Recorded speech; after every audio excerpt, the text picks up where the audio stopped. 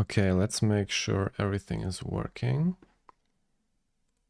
And let's play that back a couple of times. And let's have a look here. And it should tell me if that's working. Okay, let's make sure everything is working.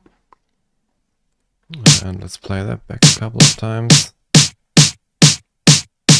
And let's have a look here. And it should tell me if that's working. Okay, let's make sure everything is working.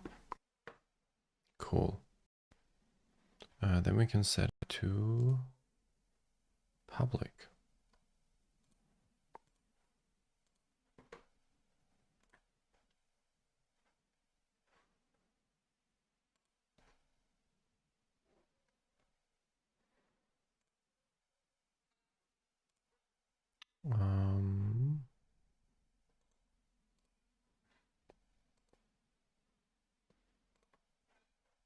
Okay, let's just do a little announcement.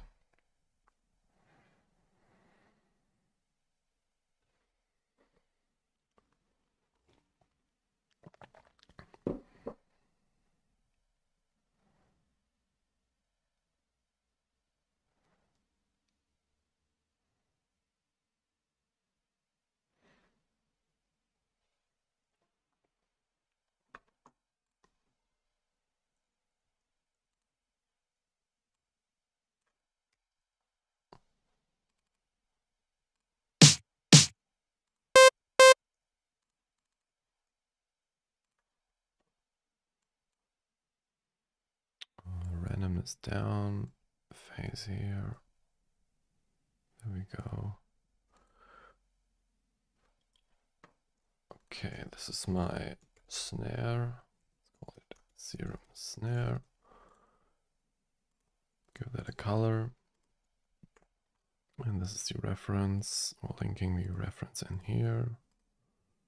Cool, so we got all we need. Actually, I figured out this new setting here in Pro Q. So there's actually quite interesting settings in here. Yeah, this one here. So you can make the resolution to maximum. And then, wait, actually,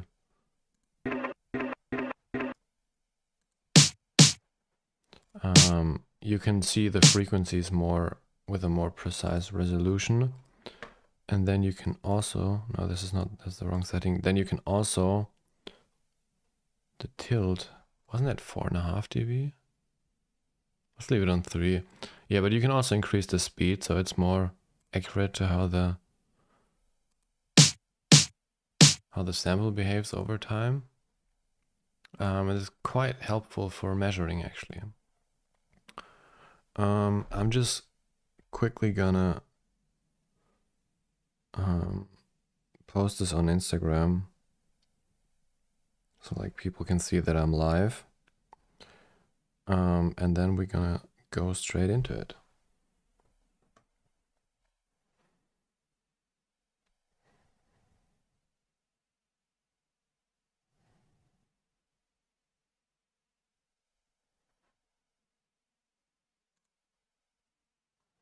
Actually, I need the link.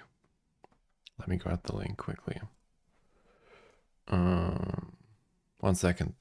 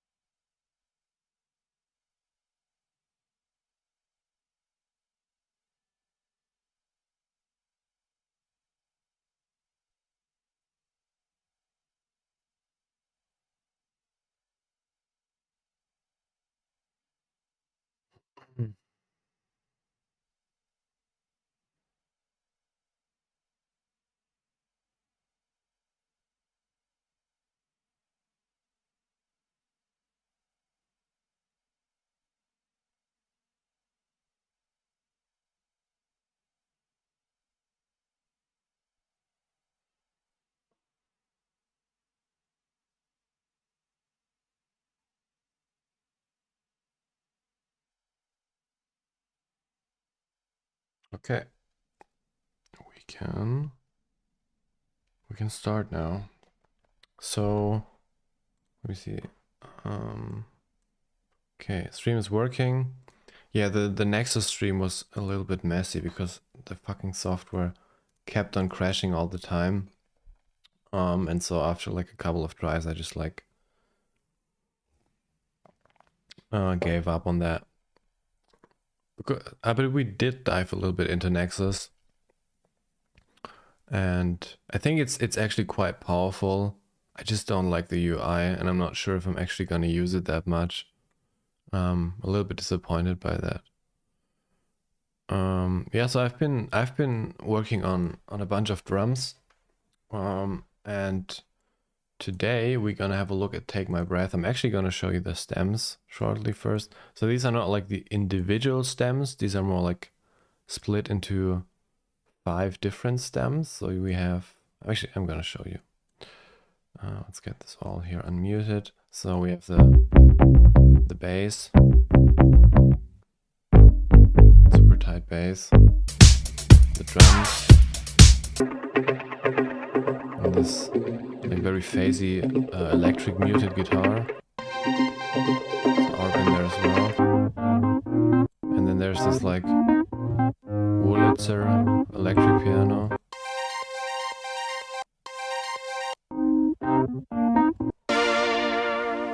Lots of synths in here, especially, where was it? Is it later on?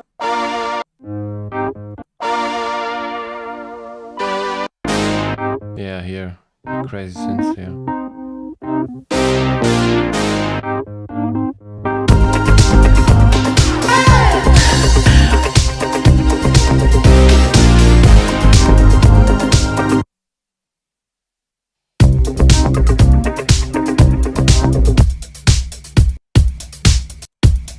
Yeah, and I think the drums are pretty nice here. They're kind of like, it's not really an electronic kick, it's like an acoustic kick, but it's really punchy. So that's really cool, and like there's a very noisy snare on top. And there's like some hi-hats with a phaser. And there's like an ambient sound in here. I think you can even see it. Yeah, like this stuff that's going down on here. So this is the kick. And then when the kick stops, there's still a lot of low frequencies. So there's like some noise down here. We're not gonna recreate that. Because I don't think it's like it's gonna be a drum pack, so like there's no purpose in doing that for the drum pack. Yes, I'm gonna start with the snare. So I actually phase canceled. So there's like a kick and the snare is on top of the kick. So what I did is I took the kick and put it underneath the kick with the snare and then flipped the phase. And then what I got out of it's not perfect, but it's pretty close. I got this loop here out of that. I just recorded that.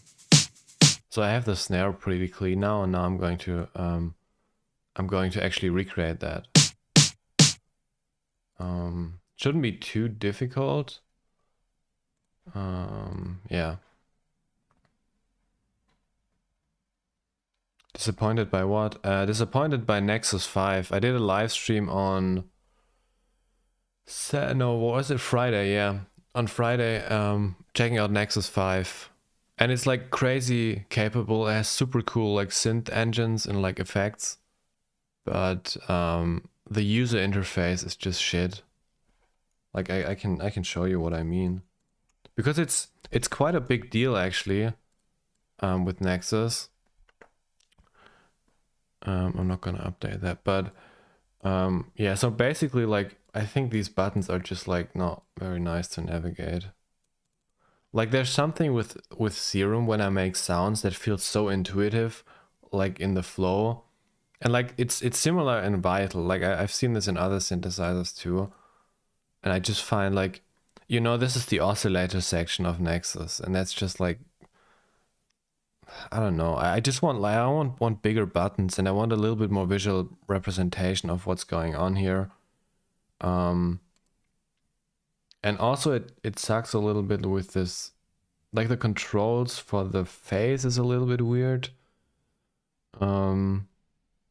Yeah, I just don't find it like very, like if you know exactly what you want to do with it, then I think you can get it done in here. Like the features are all in here, and there's like some really cool distortions already built in the synths, and it has like shit ton of engines. But I don't know, man. I'm just like, I'll give it another try, but so far I'm like, I'm not sure if I will use it much. Uh, I was gonna get Nexus, too bad. Well, I don't think it's bad, you know. And you know, by the way, like I have a different approach to this than people who purely produce music, because I make a lot of sounds. Like I'm very technical with my how I create individual sounds. So like I really want to get in the weeds here. And for people who just purely want to create like this old retro interface, maybe a better thing to, because you can just go through your like presets here and like find the sounds and then like adjust them a little bit. You know, for workflow friendly, you can just pick this mode here. Yeah, but there's so many pages here. Like already this is crazy. I don't know. Like I haven't thought about how to make this better because there is just so much in here. But like this is super cool. This is very visual. I really like that representation of how the oscillators and the layers and the effects here are made. This is very well done. It's just that this thing here, I don't know, it's kind of weird. I feel like they could have done that different. I'm not a UI designer, so I don't know what's like, how do you think this stuff through, but like, I haven't used this, but this one looks pretty good too, the MIDI editor here. How do I, so I turn it on and then, yeah, you can, and then you, yeah, this is, oh, this is really good. This is like FL Studio. You right click and then you click here. So that's really good.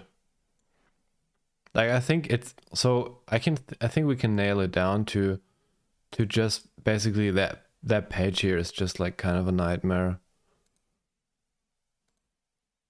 I feel like the other pages, and this one is also a little bit, I feel like, I'm not sure if that's possible. I don't think it's possible yet. Like if you could just like individually show what sections you want to have up here. So maybe you don't want to have all these tags here, or maybe you don't want to have the effects here on the right. I don't know. If you could like toggle them on and off and then they would disappear, I feel like that would make it a lot better.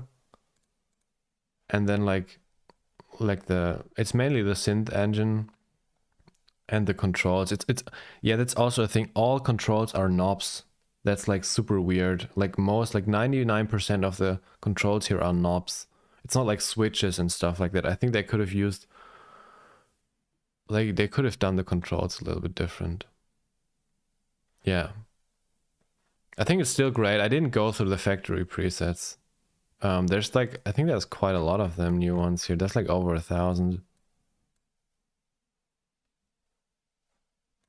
So I think there's quite a lot of value in there. It's just like, for me as a sound designer, I find it not that great.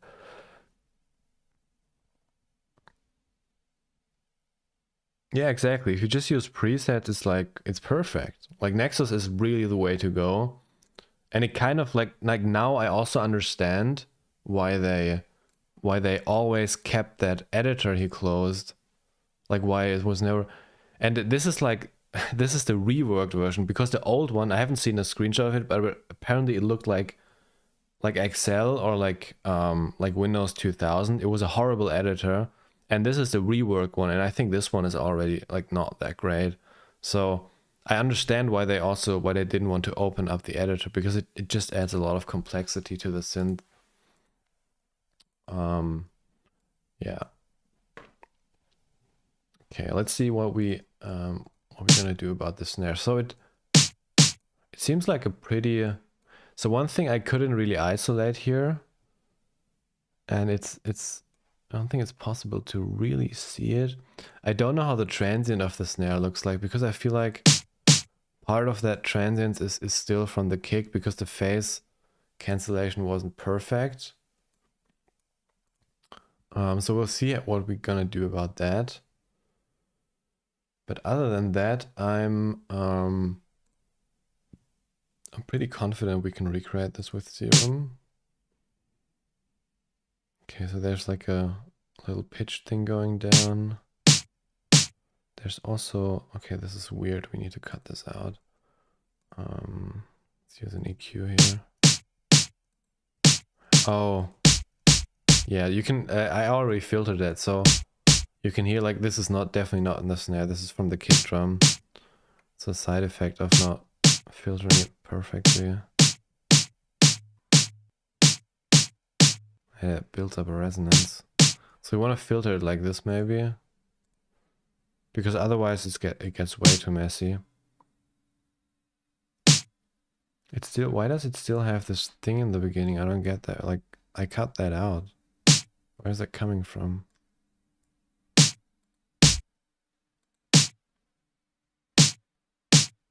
That's weird. Look at this. Now it's gone. Now it's back there. There's something with the filter not working properly. I guess that's like, if I put it in linear phase, it works. Yeah. Oh, okay. Yeah, then we'll render this out with linear phase, because I don't want to use linear phase, because it just adds a ton of latency.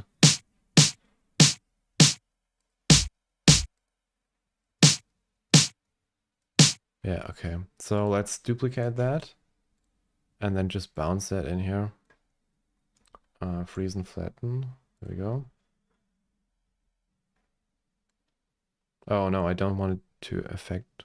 Well, actually, maybe it's useful, but we don't necessarily need that. I'm gonna keep the original. Let's call it phased out snare. I'm just gonna keep this as a backup. But what I actually want to work with is this thing here. And I need the instruments from this one just as a reference here.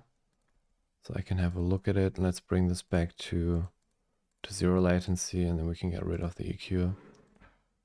Okay. And then we don't want the phase out as a reference. We want the original audio and the original audio. And now we can see the snare here. Yes, nice.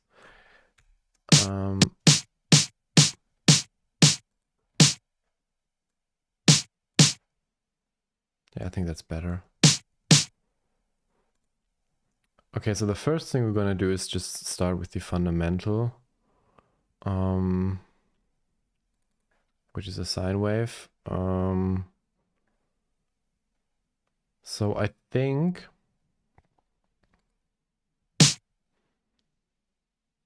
so we have the fundamental here.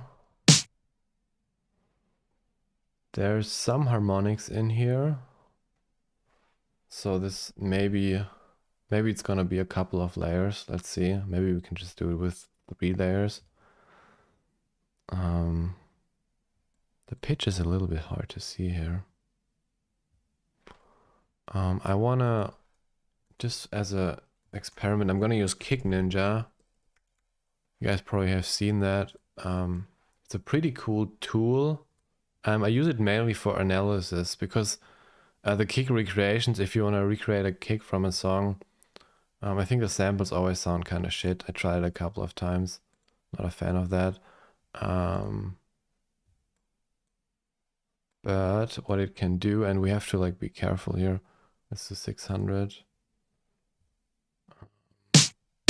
Oh, it's not like, oh, I have to like do that. Consolidate. Yeah, it's too long. So how did it? So it can recreate the body of a kick actually, but I want to try it with the snare too. So you can see this is just, so it's loading the sample. It's cutting it at like 600 hertz, and then it's taking this and the sub frequencies. It's gonna resynthesize. What I'm mainly interested in is just this curve here, what you can see, which is important to know, because it creates this punch in the beginning of the snare. And so we can see the pitch is landing at around 128 hertz. It's around a C there. somewhere around that, because you can see it's more consistent in that range. And it's starting off an F5. So I'm just gonna like put this on a C and see if that makes sense with what... Oh shit, there's someone at the door. 1 second, I'll be right back.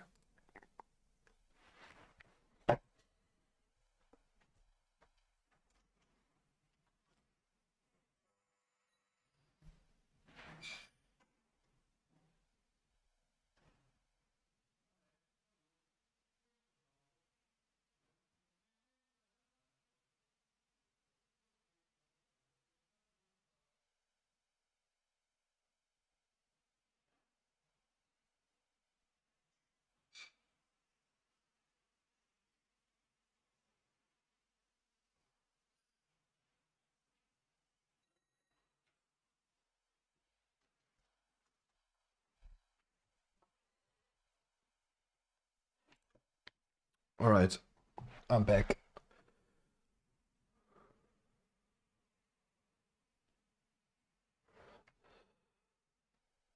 Fader Pro. Fader Pro. Did I use Fader Pro? I used one, yeah. I think when it was new, I tried it, and it was like advertised as like the best stem separation thing, and I tried it and it was worse than the one. But like, it's so difficult because these algorithms always improve, and like you never really know which one's the best right now. So there's, I think I'm just like, I stuck to audio strip for separating stems because they always gave me great results, but there's like other things, other services, and there may be even a better one. Sounds a bit like a Lin drum. The snare, yeah, it does sound like a Lin snare, but I want to recreate it. Yeah,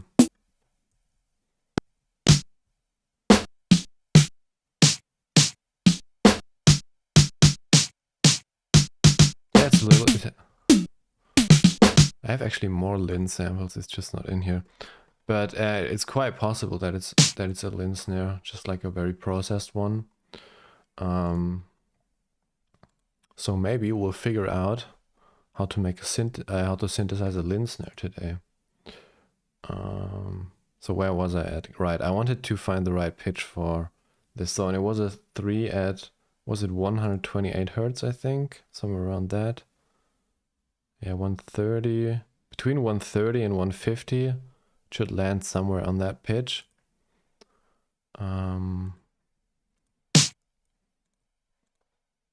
So let's see that. Just go down with the pitch. So 130 would be let's do 128 here. And then let's do 150. So we know it's somewhere around that.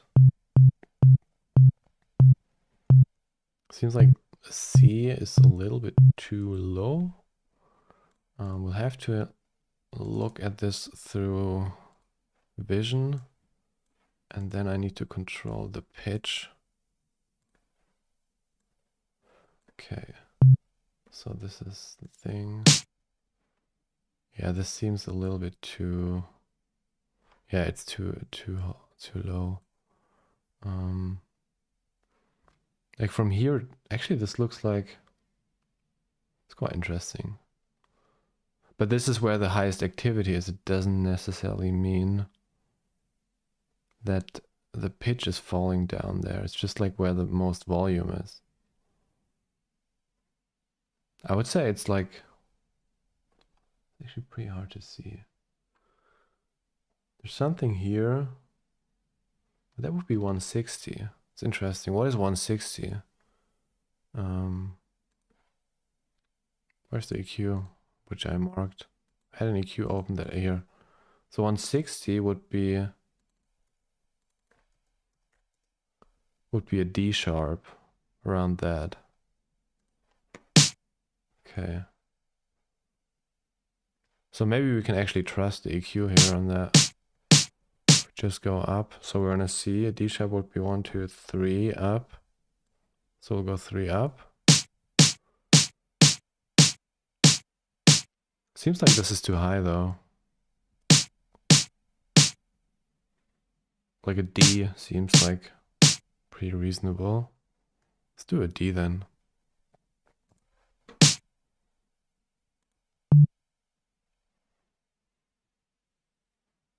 There's also a little line in here that I can see. So I think we're actually good here with this one. Okay. This needs to be very short, but like we're gonna come to that in a second. And then we basically so Kick Ninja said it's starting at F5, which is quite a lot. So F5 to, well, that's 2 octaves. That's too much. I think that's too much. I think it's like more starting like somewhere here. Like 2 octaves in pitch fall is actually really fast. Like if we're gonna do an LFO here, gonna trigger it by the envelope, and then we're gonna control LFO1. We're gonna control the coarse pitch with LFO1. So if we do 2 octaves here, which is 24. Actually, I'm not no, this one works in semitones, right? Yeah. Obviously that's way too fast, way too slow.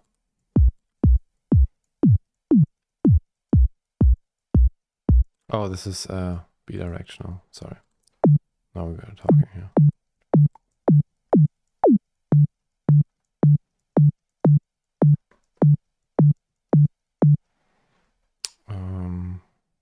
Okay, let's see.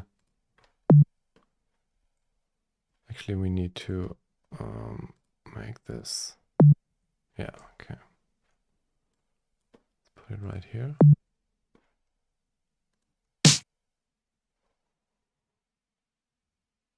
Seems like it's even faster than that. And it's not starting that high. It's definitely not starting that high. I feel like maybe 12.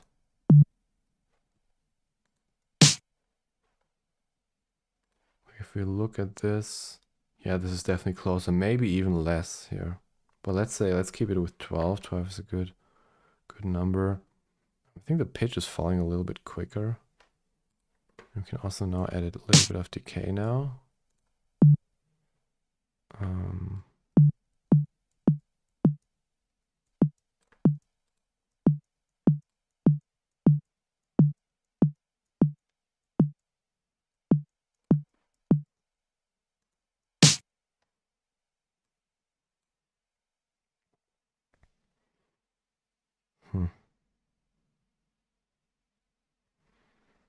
Yeah, it needs to be faster.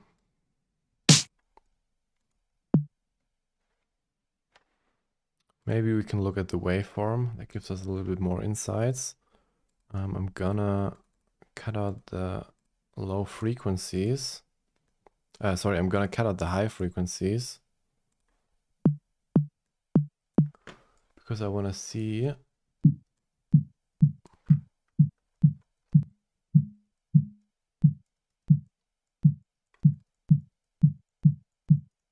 why is it clicking? Is that the end? Where's the click coming from? Is it from the beginning? Yeah, there's a click in the beginning.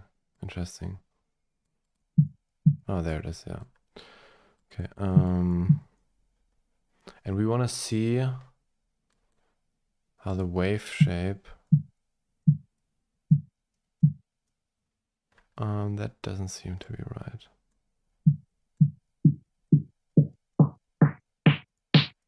Is it shifted because of the phase?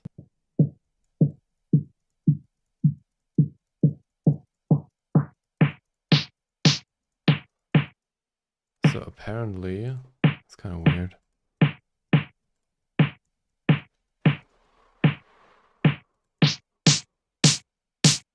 Oh right, I don't have it right where the snare hits. I actually have to shift it a little bit forward. So we have to like agree on a point where the transient is.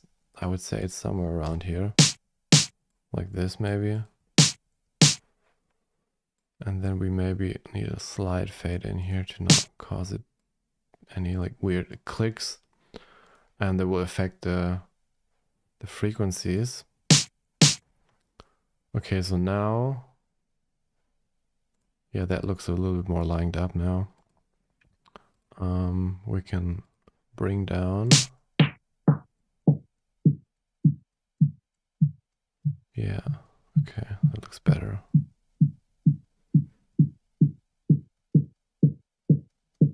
Starting to distort.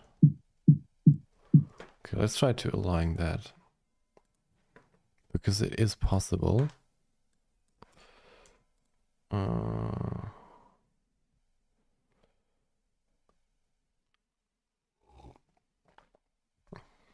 How did you start out making music? I was listening to Kygo back then. I heard his music like I think it was back in 2014. And I really liked the sounds he was using. He had something really special, and at that time it also was a really modern sound. It was before his first single, so he was just putting out remixes on SoundCloud. And I found one of his remixes in like a mixtape thing. I was actually just listening to like hip hop kind of beats, but more very poppy. There was like this underground scene of very poppy hip hop beats, and somehow one of his songs got into the playlist. Yeah, and I was just really curious how he makes those sounds and wanted to do that. And that pretty much got me into like the curiosity about sounds and how they are made. Yeah, I started with FL Studio back then. Took a really long time until I could use it to do like something that actually sounded like music.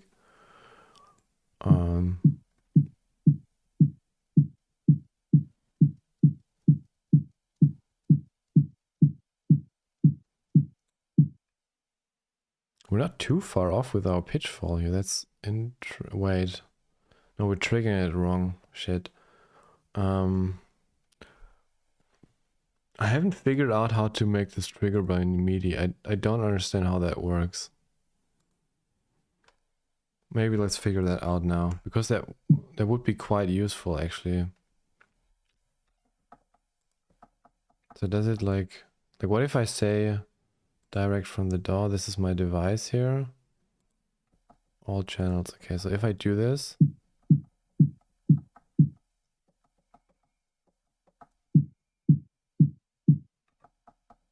but can't I want when a MIDI note is triggered in the piano roll, I want it to be triggered then.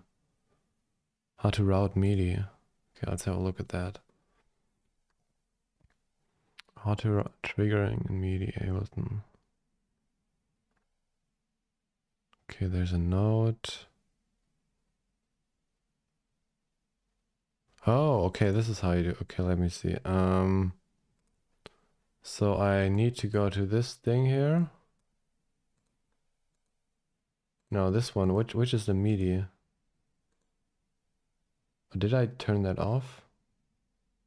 So this is a MIDI track, right? These are my outputs.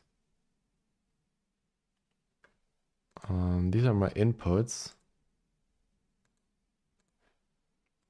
Let's just look at that properly again.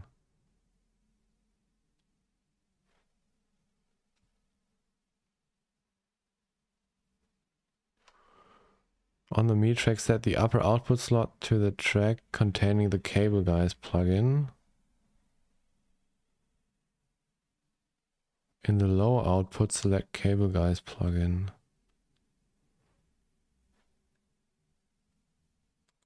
I'm not sure if I understood that.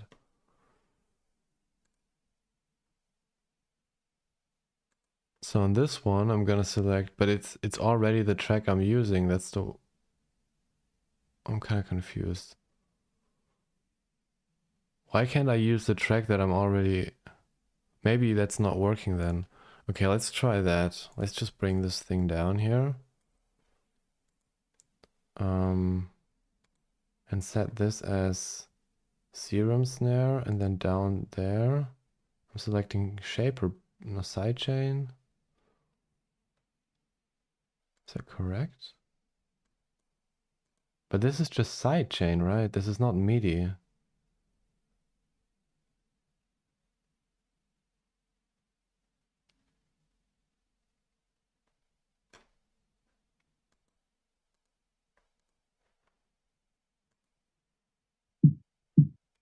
This is definitely not working.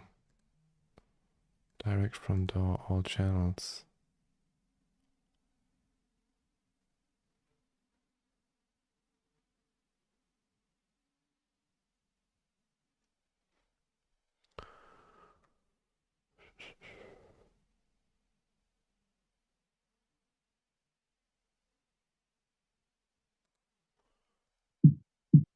No, this is not, but this is routing output. I want to route MIDI. Why is it not routing the MIDI?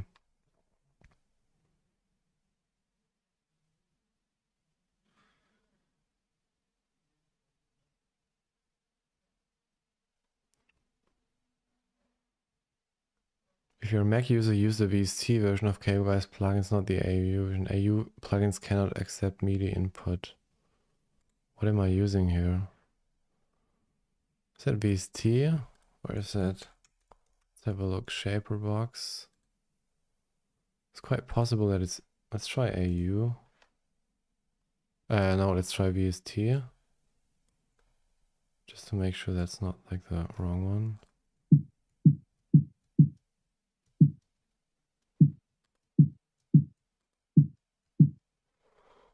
Okay, and then...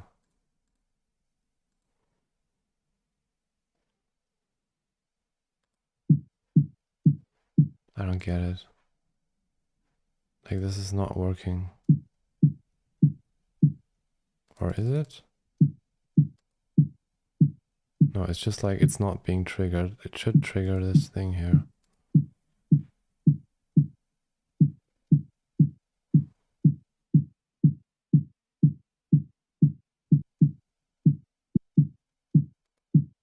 No MIDI triggers detected. How the hell do I send MIDI notes?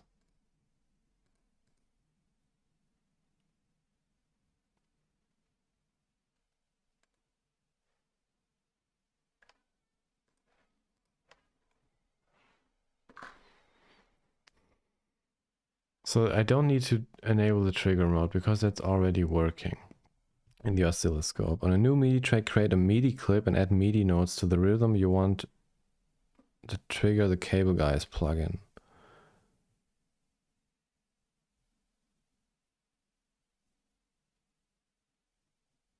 Any note will work except with wave switching MIDI tracks, in which case only C will trigger an LFO. I don't know what that means. On the MIDI track, set up the upper output slot to the track containing the CableGuys plugin. In the lower output, select the CableGuys plugin. Okay, do I just need to like create a new MIDI track? Is that maybe the solution?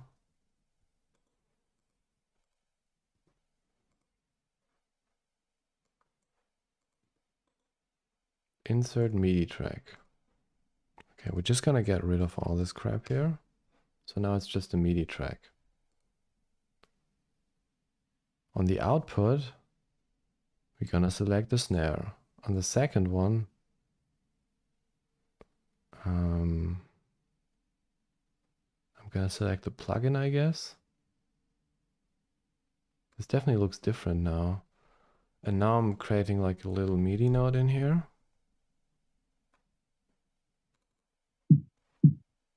Okay, let's open this up again. This is still not working.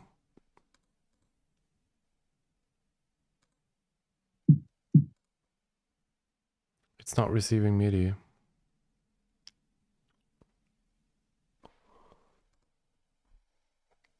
So I'm sending this MIDI note to the Shaperbox plugin.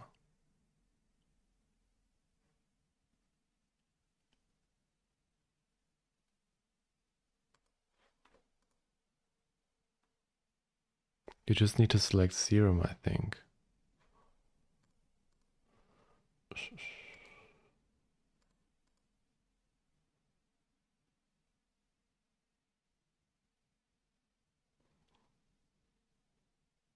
I'm not sure what you mean with that.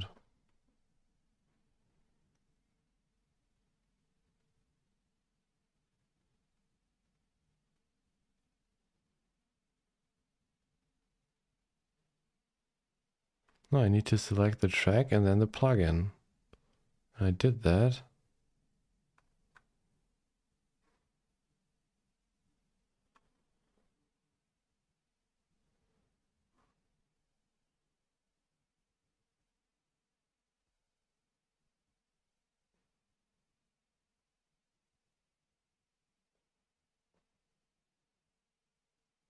There's actually a Ableton project to do this. I'm actually gonna figure this out right now. I want to figure this out right now. Wait, let me just open this. 1 second.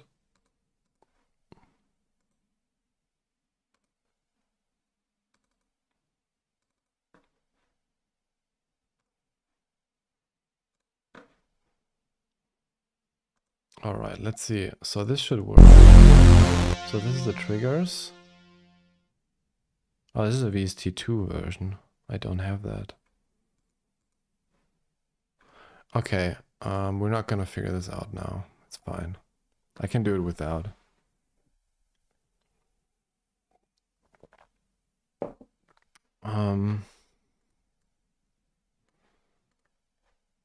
It's possible to do it without it either.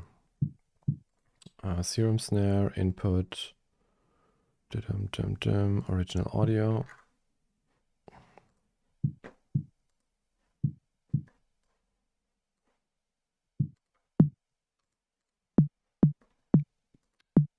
Just select it by audio. Should actually be fine. Okay, we don't need the MIDI here anymore. And this one has this filter in here. It's actually fine with the audio.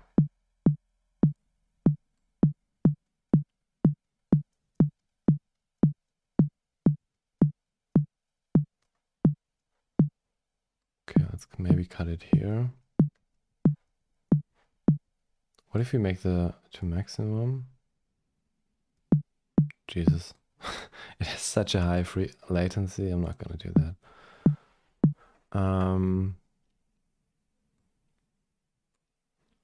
So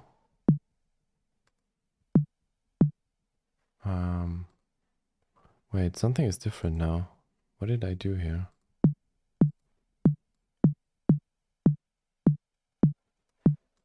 Wasn't this aligned correctly?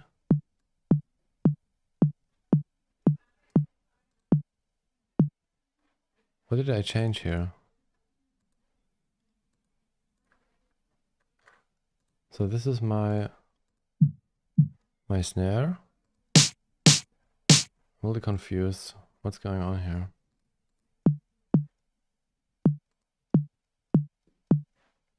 Yeah, this is my snare. Okay.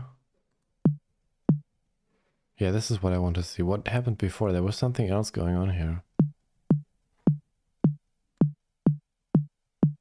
Anyway. And this is the click. So the click, but the click can't start too high. The click starts somewhere around here. You can make it a little bit more like that.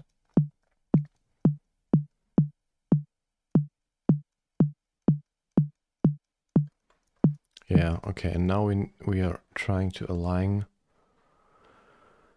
the pitch. It's actually a little bit bent. Okay, but the lowest pitch here is actually fine. So we can see the pitch shift changes a little bit here.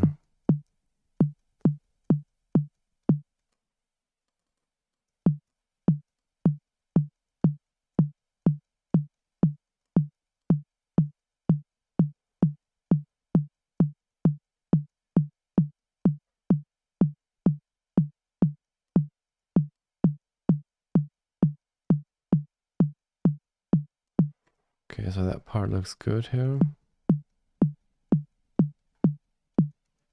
Actually, we need to align it in the beginning first, before we can align it later. So there's something really drastic going on here. Very interesting pitch curve. It's not bent. Looks very like a straight line. Okay,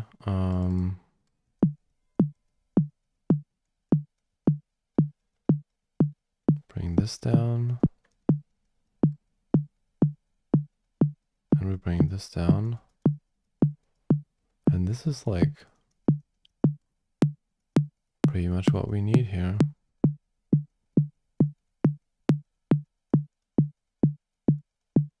Let's do 0.5 was actually good. So we got our snare body. There's something with the volume that's a little bit different here. I'm not exactly sure where that's coming from.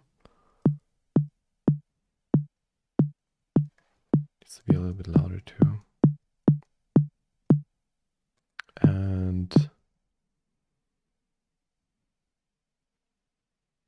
so this is not, I'm not entirely sure if this is correct, because it looks like it's quiet in the beginning, but it often looks like that because it's when you filter it, it's just the high frequencies being taken away.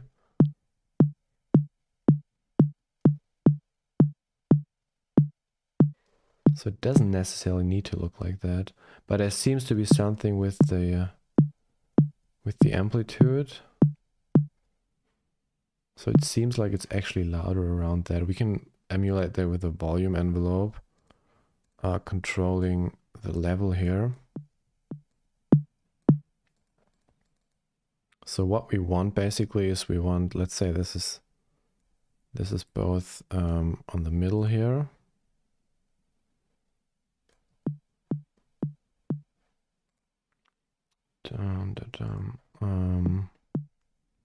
Which is a little bit too quiet. Is that reversed or what's going on here? Well, it should be good. Actually, let's pull this up a little bit. Like this. Come on. Okay, so now we have about the volume we want to ultimately have. It's just that it needs to be a little bit louder here. So this is 1/16. So if we, let's do 132. So if we do that here as well, we want to, in the first, what is that? So this is the first quarter and this is the first quarter. And at the end of the first quarter, we want the amplitude to be a little bit louder. Like around here.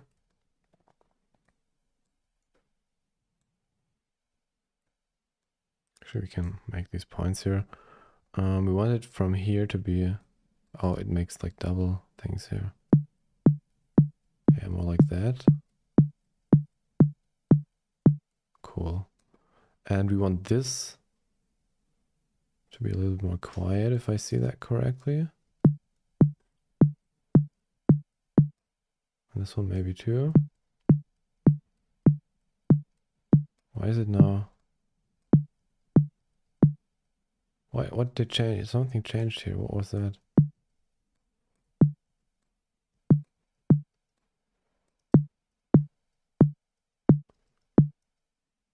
Okay, I don't quite understand that.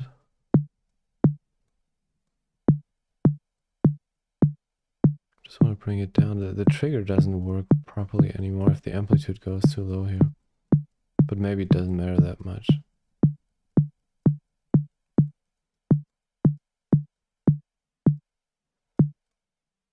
Yeah, it's something like that.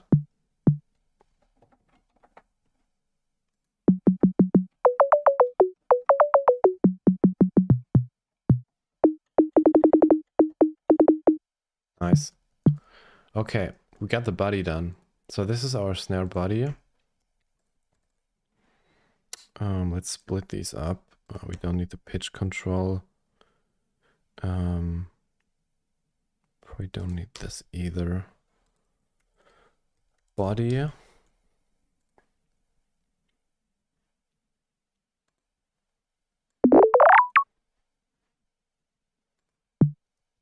Okay, we can remove the filter from the original now. You can see how smooth, you can see how smooth this behaves. It doesn't usually look like that.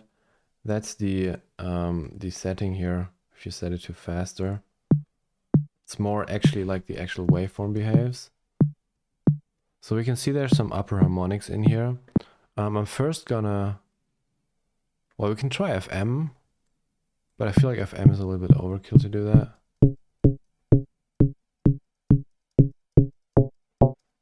To bring in some of the upper harmonics here. Maybe distortion is a better way to do that. Actually, there's another. I mean, we can get some of the harmonics in here, like this one. And there's also another one that's coming up. It's a little bit off.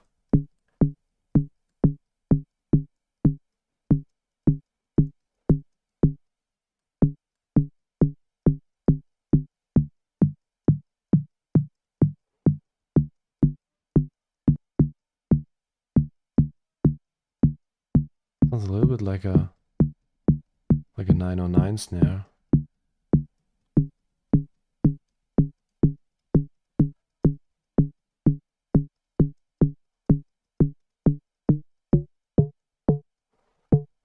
Well, we can get the first harmonic in here.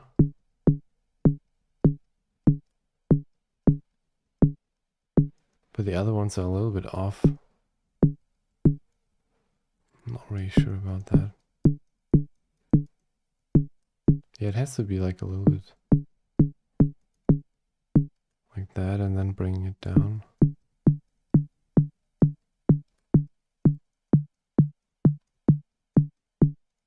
Let's compare the waveform here. Is there like does it do some stupid shit with the waveform? I'm not hearing anything here. Like, where's my... Oh, this is the wrong one. Sorry. I want to open up this one here.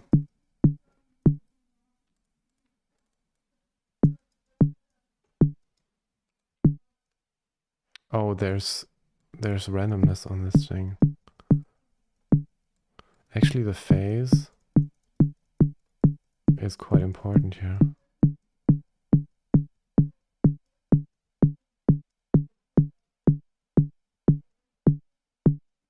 It's pretty good. Okay, how does the phase look like on the waveform? So it's bending it a little bit if we do that, right?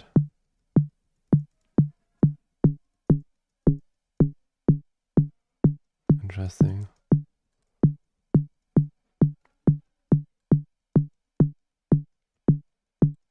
And I think the harmonics are also quite long. Maybe they're actually too long. Yeah, they're too long.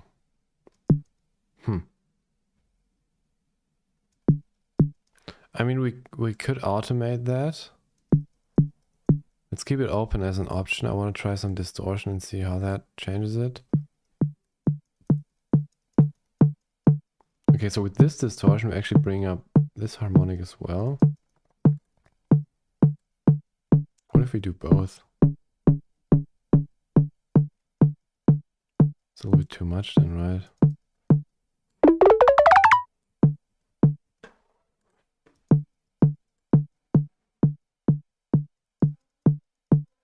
And we're bringing up the wrong harmonics as well. Okay, both is too much. I feel like asymmetric distortion or maybe like a diode would work too. The diode is crazy loud. The diode has too much input gain, I think.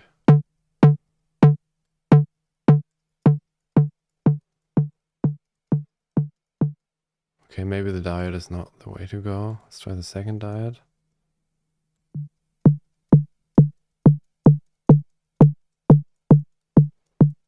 Second diode is pretty good too, but in a different way.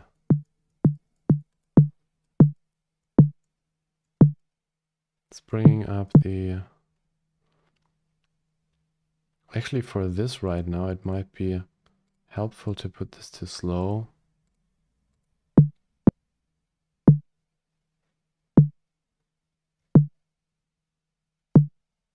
Man, you learn everything. I've been using Pro Q3 for such a long time. Like controlling this stuff here is so helpful.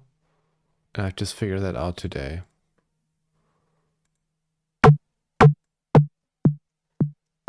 What did I use? I used Synfold on the... Oh, that's too much.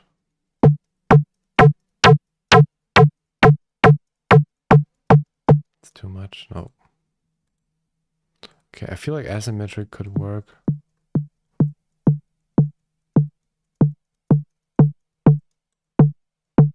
I mean, there's some tones in there.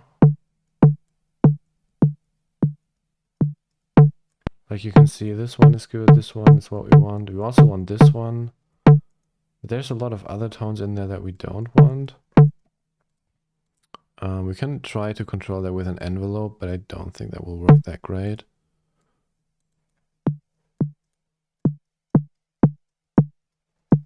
More like that.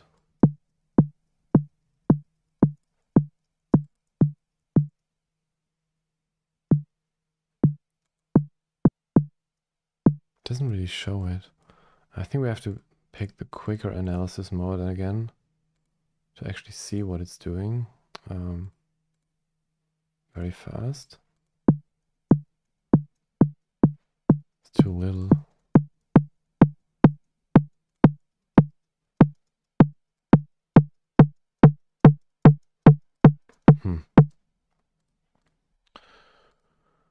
I feel like we're not gonna able to get this right with distortion. Even though it brings up some similar harmonics here.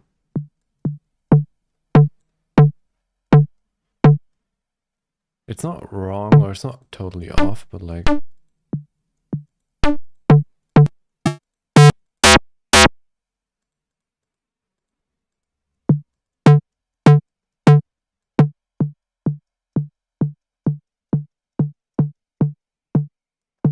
I mean, the closest is like the tube brings up this harmonic, but it doesn't bring up the other ones. The diodes are all kind of shit, right?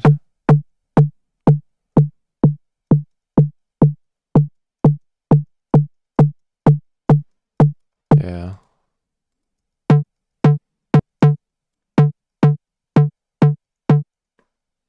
This is too much too.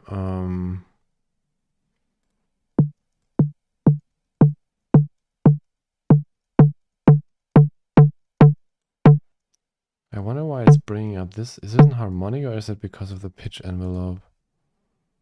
So we have it at 12. What if we put it at 0? Okay, this is coming from the asymmetric one. Okay, maybe... Since this is... These are all important harmonics here. Okay.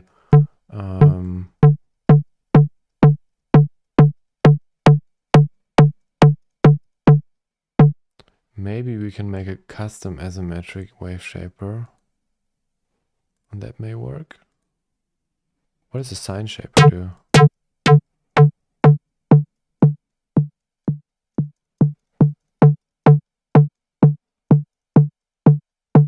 It's not too bad. What if we turn it off? Is it bringing up? Okay, but it's not bringing up the first harmonics here.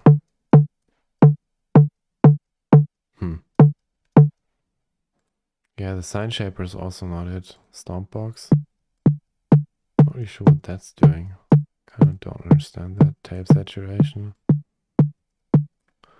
Yeah, that's useless. Maybe the X shaper.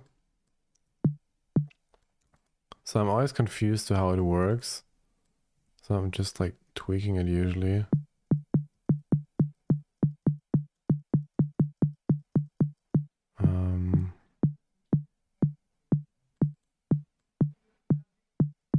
Oh, I have to put it like here.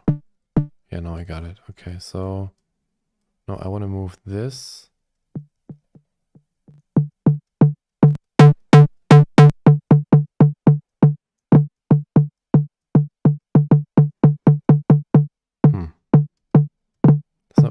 the right overtones.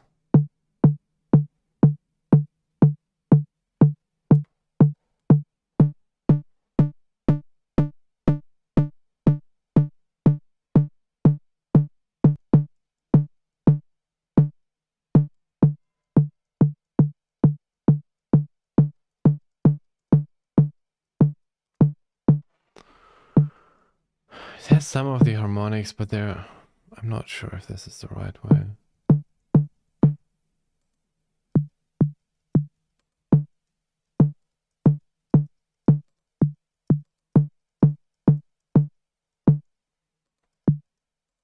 It may be usable.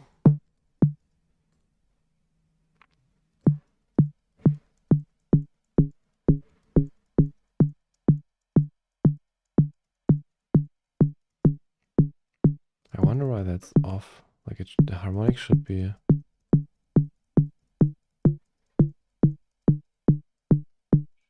here, right?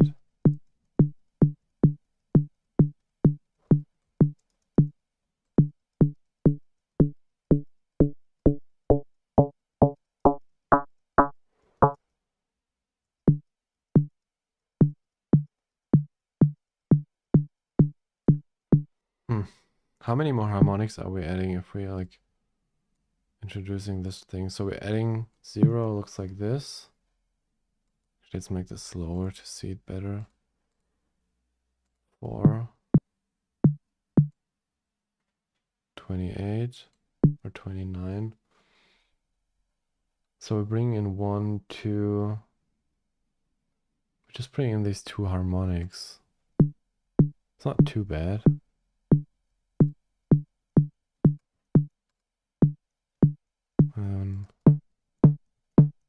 This one we also bring that in, so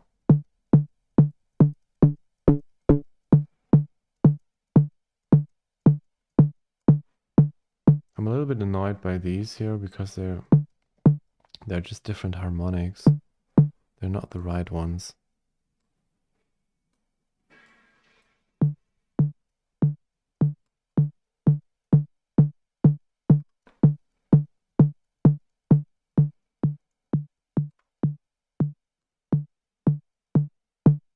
Oh, how do we do that?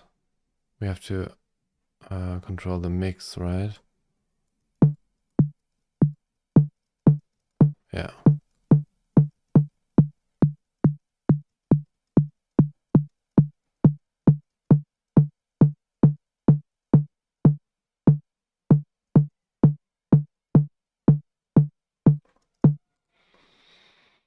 Hmm. 28.9. So change the harmonics.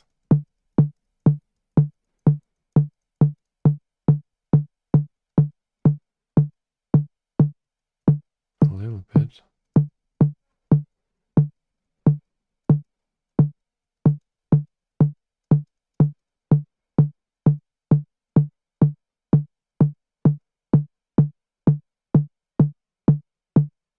Actually, this one seems to be... Where was it? No, I just...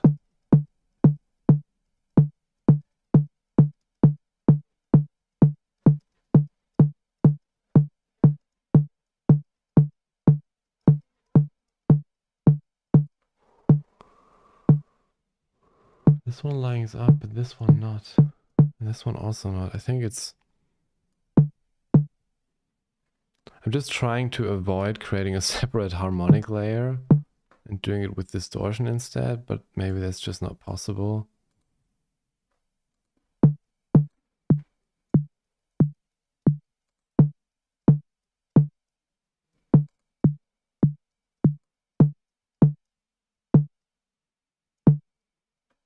Like this one shouldn't be here.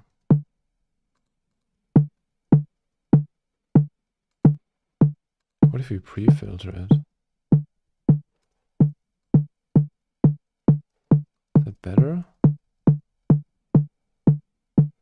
Not really.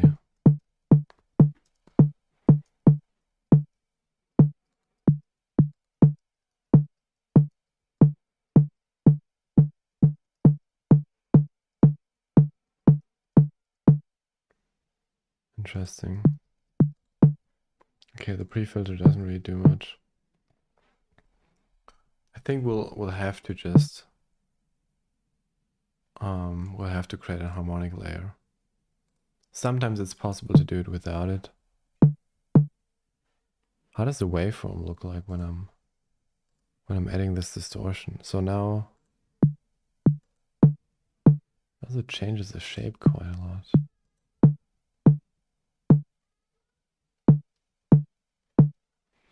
Yeah.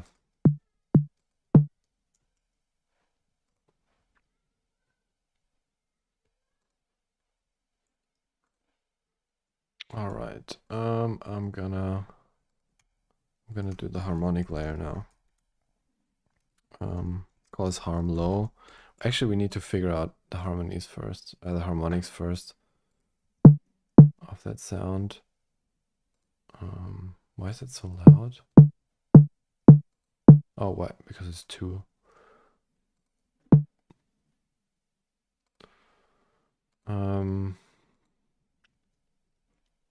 Let's just compare these two on Vision.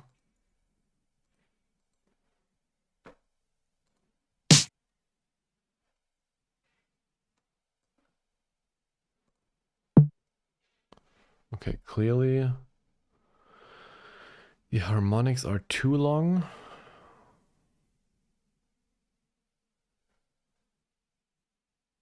I mean, this harmonic is here, this shouldn't be here. But also the envelope is too long. Let's fix that first. Does it become longer because of the distortion? Not really, it's actually quite long. Okay. It's more like that, right?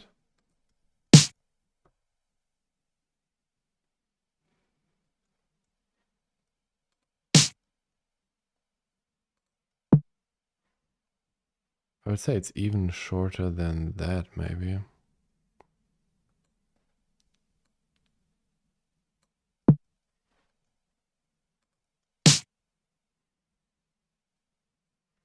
Yeah, kind of like that. Okay, so how do the harmonics look like? The harmonics are still too long, which means the envelope controlling this one is too long. It's more like that. That's how it should be.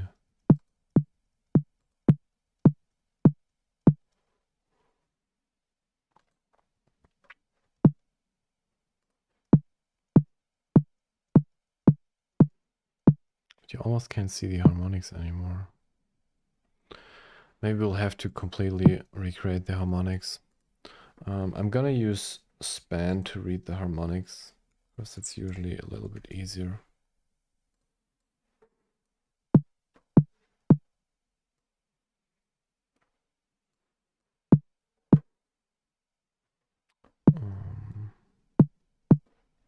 Wrong. Should be there. Let's make this bigger. Let's make this high res.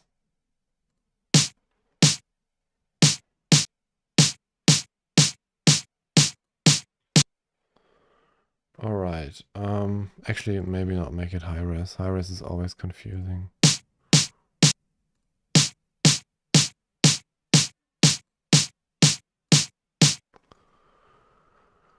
So we did have a... Oh, it doesn't do that? Okay. Well, let's write down the harmonics.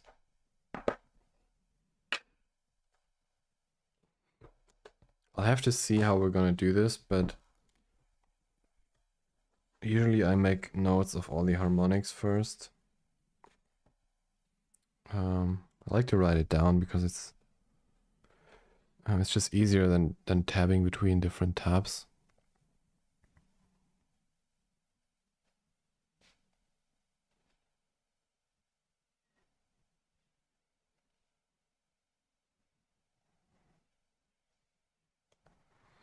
Okay, so the first harmonic is an A. It's a little bit hard to see, but it's would say it's at 233 hertz. So we have a 233. Then we have this one here at 280.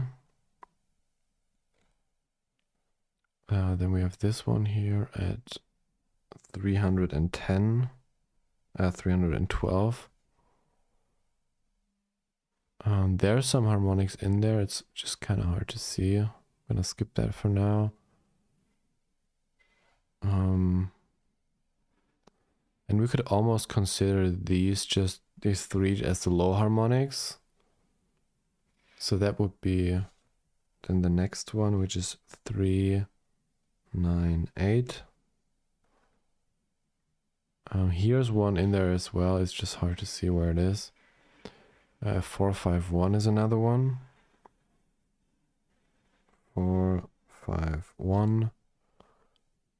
And then here's another one, 492. 492. And then here's another one at 553. 553. And we usually, I usually make them up to like 600 hertz. You can see there's some harmonics here as well, and then everything that's happening here is kind of just noise. What was the last one? 553. Which one was that? 553. Let's write all of them down. This is 602. Then we'll have 649.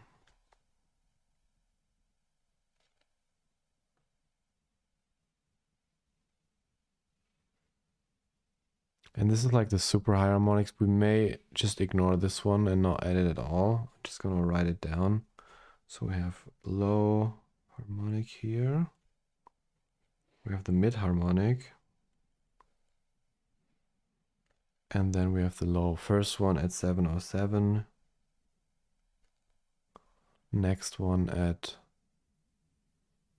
735. 735. And then another one at 774.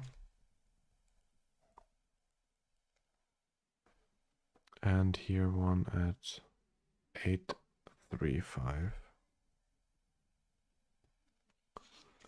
Okay, we definitely don't need this one here. Like I would consider everything up to here just as noise. So this is the high harmonic. So possibly we may have 3 different harmonic layers. And the problem is if you have, the more layers you have, you also have to consider that they need to be phase aligned later on. So the more layers you have, the more complicated the phase alignment becomes. Yeah, so let's see. I'm not a fan of the Serum editor for the... Let's actually get rid of my MIDI keyboard here. I'm not a fan of the Serum harmonic editor, but we're gonna try to do it anyway.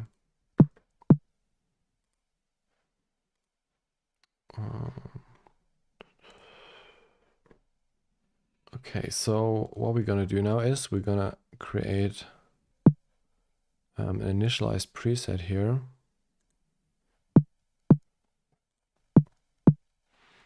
And then we're gonna try replicating the harmonics. Usually what I do is I make up a reference point. So I put in all the harmonics as references here, 2, 3, 3. Then we have 280, 280. Just put them all in here, 3, 1, 12. Okay, these are the low harmonics. Then we continue with 398. No, 398. 4, 5, 4, 5, 1. Come on. Why aren't you? I just want to add double click. There we go. So what's the last one? 3, 1, 2, 3, 4, 5. So this is 492, right? Yeah, 492. 492, 553. 553, 602. And then 649. There's a way to just type in all these frequencies. In Faceplant, you can type the actual frequencies in there. But it just sucks. Because if you, like, the frequency I just measured, they're not 100% exact. And if they're out of phase with each other, it like breaks the whole harmonic thing. I tried doing that before. It doesn't work that great. So we'll have to find a way to find numbers that are close to this within a wavetable. Because if you do them within the harmonic series of the wavetable, then they're aligned in phase to each other, or there's going to be less phase problems. You're still going to have phase problems, but less phase problems. So in this editor here, we can do all that. Let's make this bigger. Can we limit what we see here? Don't think we can, right?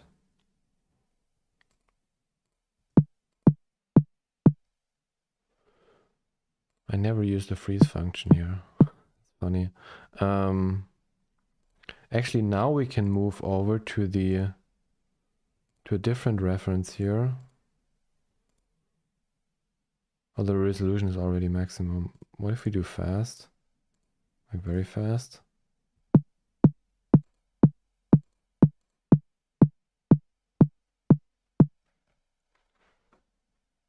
And what if we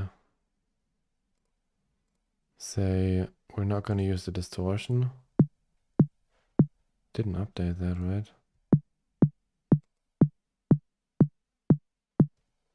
Okay, so this is how it looks like without the distortion. We're going to ignore the distortion for now and just do the harmonics.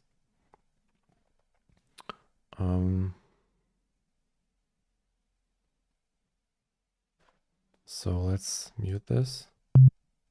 This is too low. Actually, I think we want to start in the series of +2.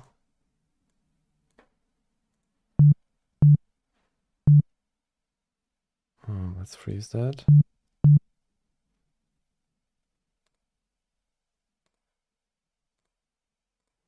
This is not working. Okay. What do we see here? Okay, so this is not gonna work. Yeah, this is way too... Yeah, right. We need to move this down in pitch, like a lot. And then we'll need to like start drawing here. And then maybe we can work with that. Not sure. Maybe we still keep it +2.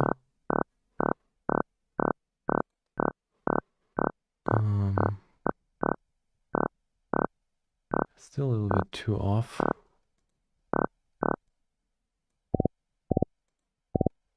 That may work.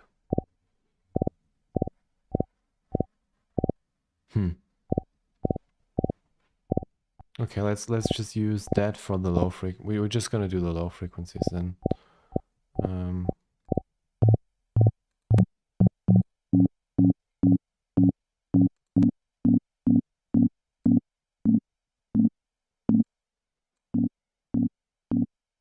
This is too low.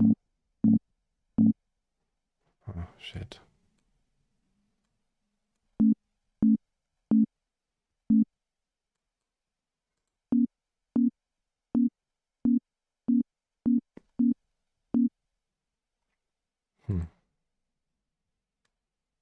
What if we do it to 0? Does it work then? It's too low. Okay, that works. If we put it to 0, it kind of works. Oh, nice. Yeah, that's all the 3 harmonics. Okay, so that works. We just need to get the relationship right. Because first of all, they're all too loud.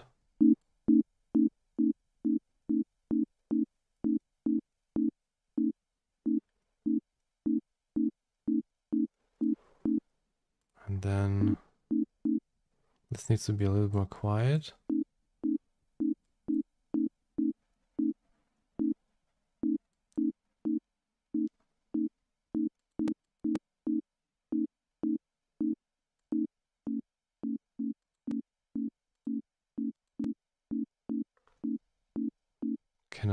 Can I normalize the... Does that work? Not really. Okay, but this is the lower harmonic now. It's pretty spot on actually.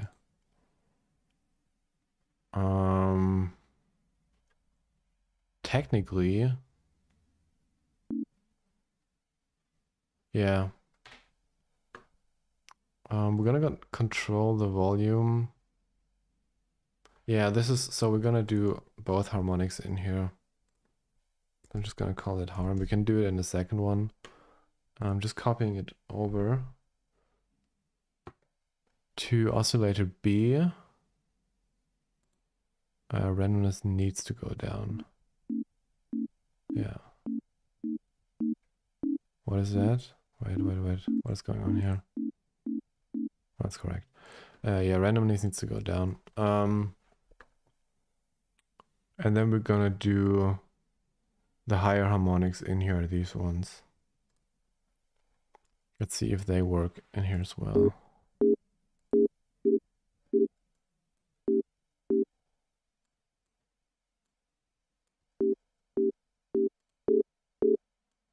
Too much. Yeah, that one is a little bit off. That one works.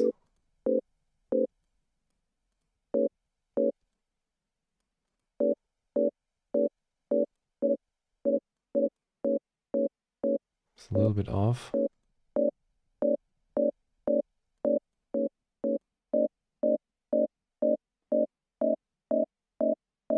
Kind of like that.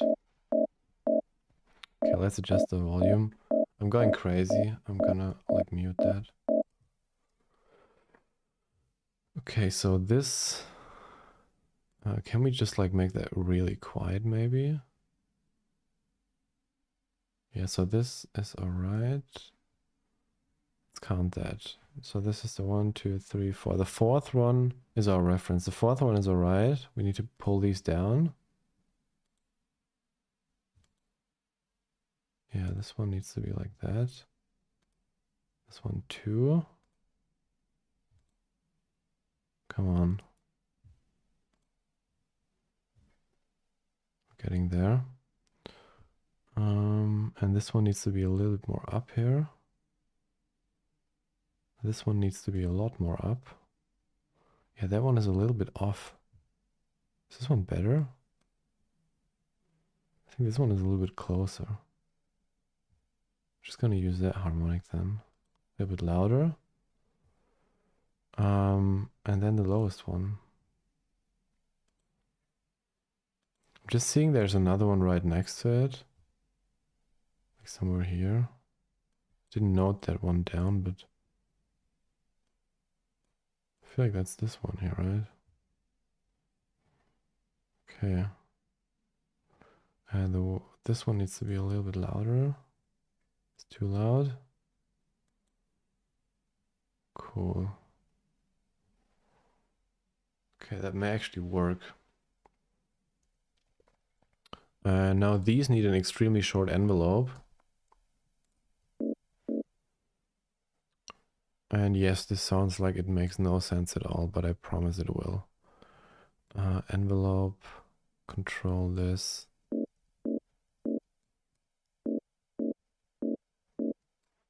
Very short.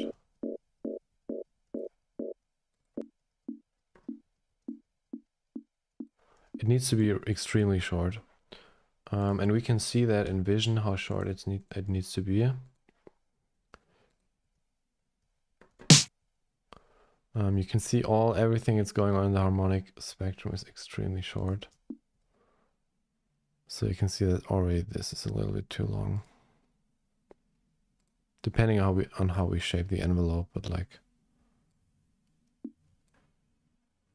this is almost a little bit too long. It's more like that.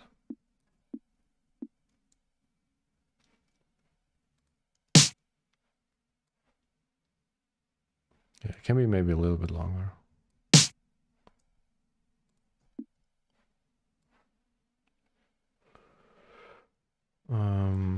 And then this envelope, so this is 7/4. Let's do the same with this one then. 7/4. Put this down. Control the volume here.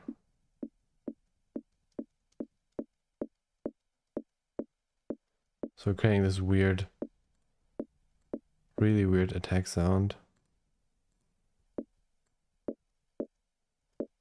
Yeah, this one needs to be even shorter.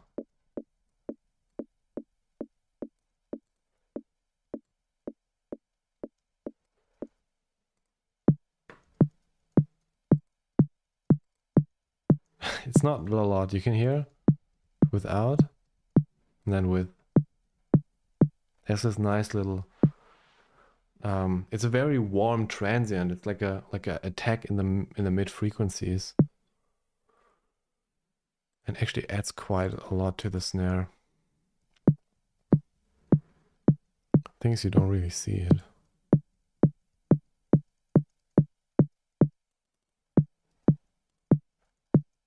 So we'll need to work on that now. We're gonna make the analyzer a little bit quicker. Medium. Because we want these to pop out a little bit more.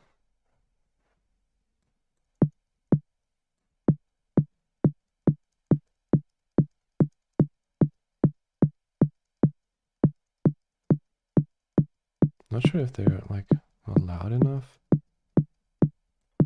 What's the problem here? Yeah, these are the higher harmonics.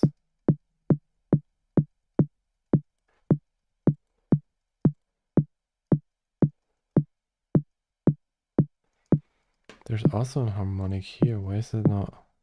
I can't hear it.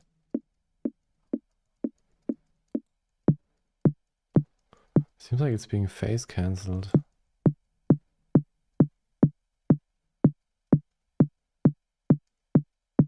Okay, let's turn this one off and let's bring this one in, because now we need to phase along the layers. We can see that in the waveform too. Like, I'm gonna remove this now. You can see the waveform is pretty clean. Now when I move the phase here, it starts messing with the waveform.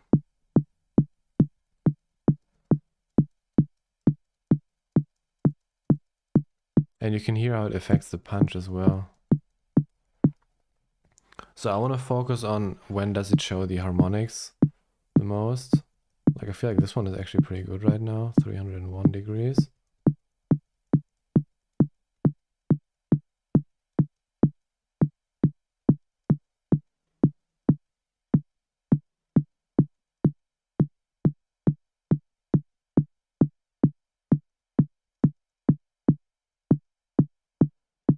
Okay, this is very punchy. This is nice. I like that.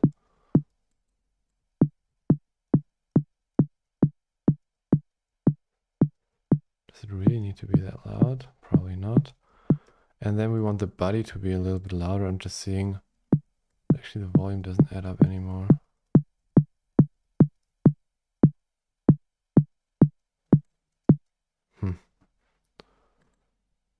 Okay. Yeah, and then let's phase along the higher harmonic as well.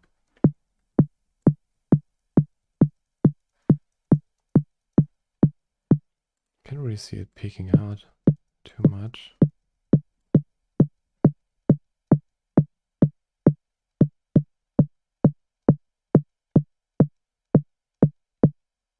This one looks pretty close. Very punchy too.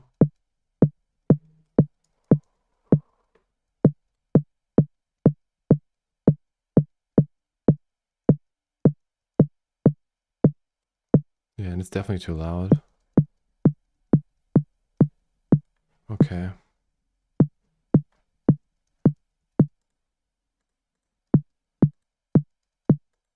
How does the waveform look like? It's pretty good. Nice. Well done. Yeah, this is really good phase alignment here.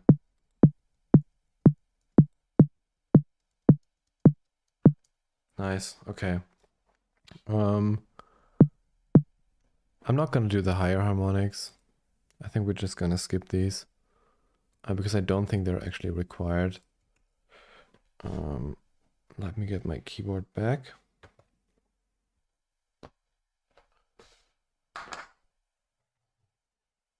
I thought about like streaming for 2 hours, so I don't know how long we're live, like maybe a little over an hour.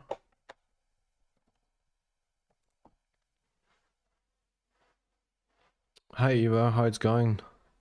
Happy to have you on the stream. I'm just recreating snares right now and drinking coffee. Yeah. So we got the body of the snare. We got the harmonics of the snare. Let's just compare it quickly on Vision. I think it's pretty good. Yeah, actually the lower harmonics can be even a little bit longer. I think so. Harmonics. And then the lower one gets a little bit more envelope. More like that. Yeah, that's too much of a... It's more like...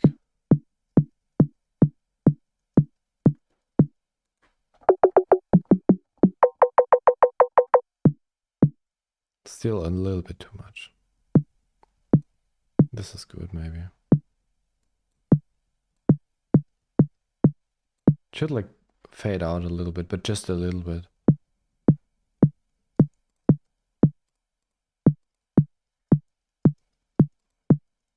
Just add like a really nice knock, the harmonics.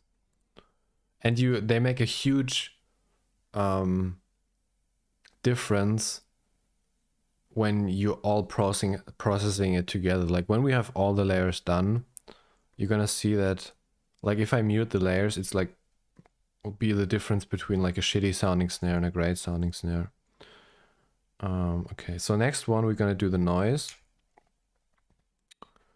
And for the noise, we'll use another instance. And we may need to add a transient, but I'm gonna do this as the last thing. I don't want to do the transient now. So initialize the preset. Actually very cool. I've just started doing this. So I have custom noises. And I took the default noises, the ones that I use the most, which is alpha and Z, bright white, and the J60. This one is really good for like dark sounding noise-based sounds. And I rendered them out at different stereo width. So because the regular one is mono. Is there a linear phase EQ somewhere? Because I'm having quite a lot of latency. Yeah, it's here. We don't want that. I still have a lot of latency. Is there anything in particular that is causing the latency? It's not span, right? No, it's not.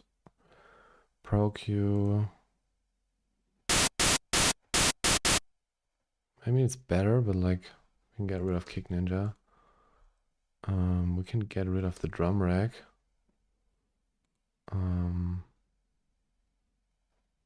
Is there something in here?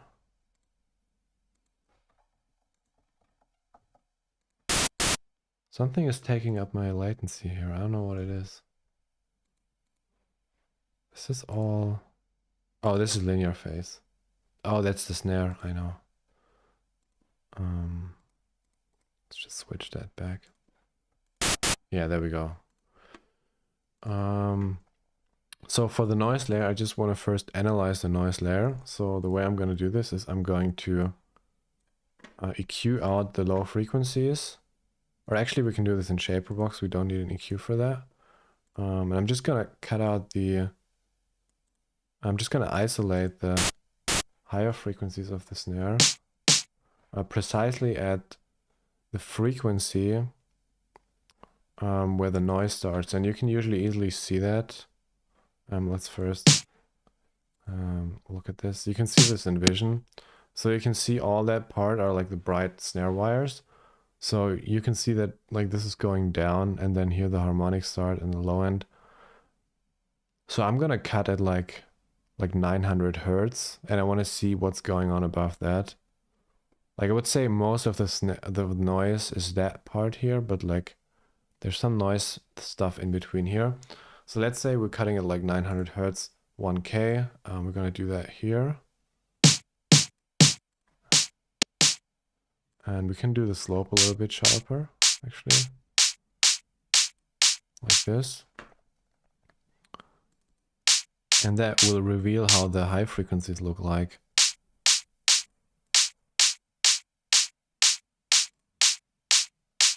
Which is very interesting usually. Because... So you can see there's something in here. Because we have the pitch envelope, there's also going to be high frequencies in the attack sound. So it's not just all noise. There's some transient here. How long is that? Can we... Kind of would like to see that as a rendered audio. So maybe let's do that. Duplicate. Is there something else on that track? Oh, and then freeze and flatten that. Just want to see how it looks like.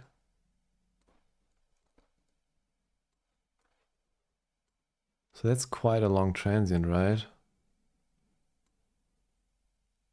And you can see it here too, like whenever it gets like noisy, it gets like these very fast peaks because there's a lot of inharmonic frequencies. And then here's less, so it means there's a volume dip in here. What I would like to do first is just ignore that first part here, because I feel like we can consider that as part of the transient. And so what we're going to replicate now, or maybe not, maybe we can do that with noise too. So there's two ways we can do this. The first one is we're just gonna try to emulate that, and then have another layer for the transient, which is this one here. But it's wait, yeah, like this. But actually, this is the transient, and then there's noise here. I feel like I rather actually try to replicate the shape that it's doing, like this one, and have noise in the beginning.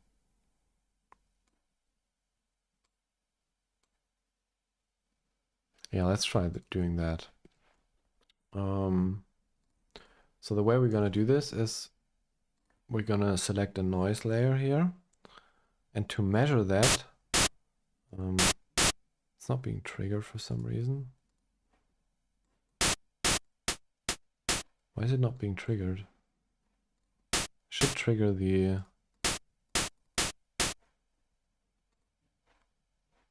What's the problem? It doesn't get detected as a transient for some reason. Is it like too long, or? Oh, maybe it's not loud enough. Oh yeah, that's the problem. Okay, so anyway, this is the noise, and this is what we want to have. So we can actually make this a little bit more like that. I mean, it's a little bit longer, so it needs to be 1/8. And now we're just replicating this shape, so basically it starts from here.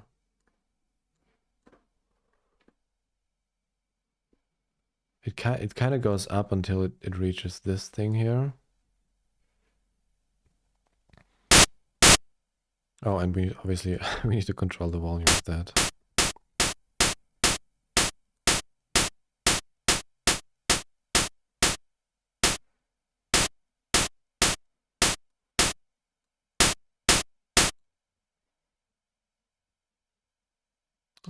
Actually, let me do something else first. And before we do the envelope, we're gonna actually match the frequency.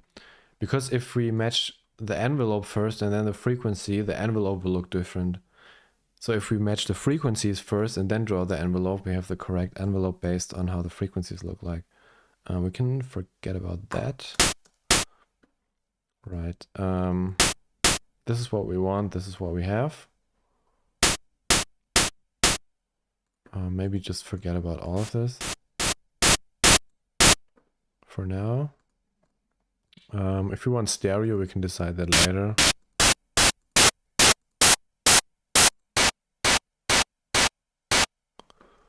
So for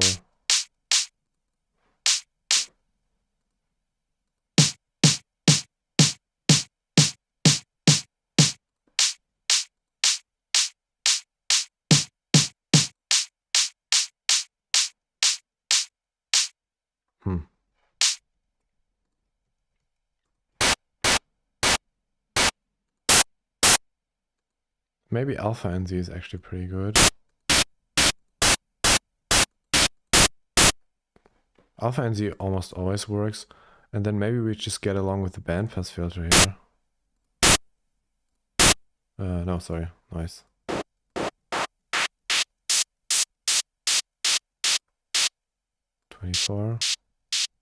I mean, it is pretty close here, but the bandpass is a little bit too much.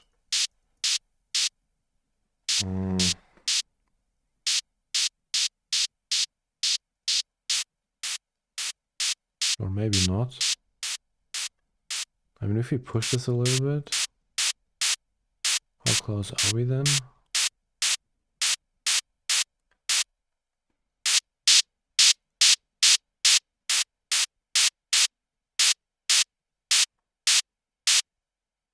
We were pretty close with just the bandpass.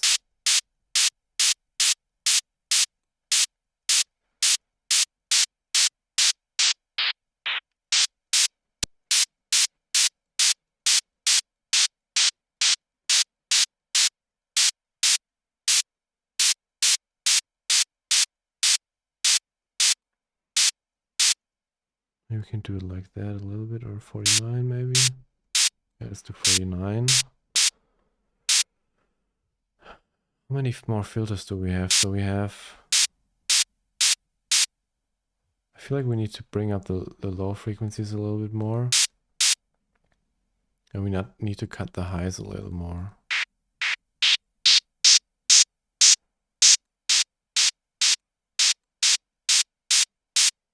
Yeah, this one doesn't really do it.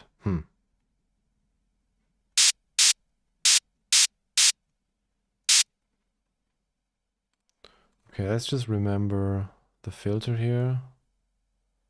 5200, drive up to 26. I want to try if I can do it differently with the low cut actually. Yeah, I think the low cut can't do it. 2418 maybe? It's too steep. 12. Oh, the noise ends there, that's why it's too steep.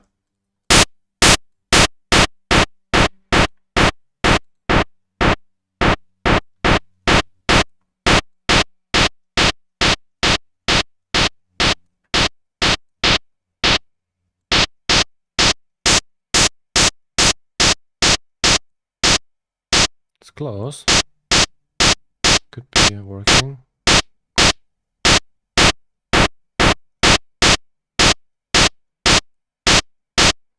Okay, and so if we use a...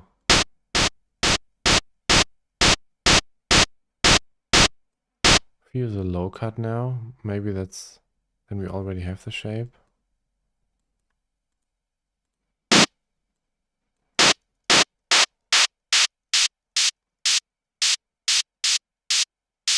A little bit too much.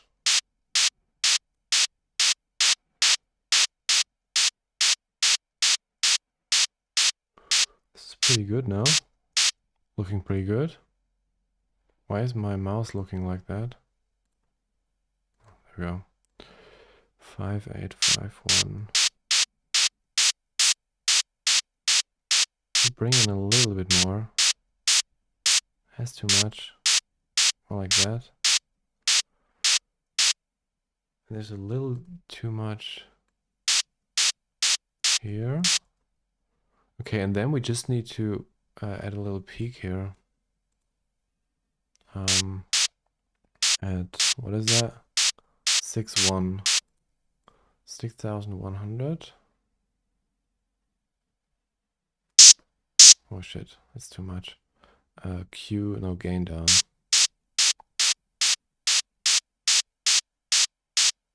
And I want to automate that. Usually sounds pretty nice if you let the envelope control that. Actually, a really fast envelope usually. So we're gonna pick a different one. Obviously, that's way too sharp. We just want to be controlling like 1 or 2 dBs.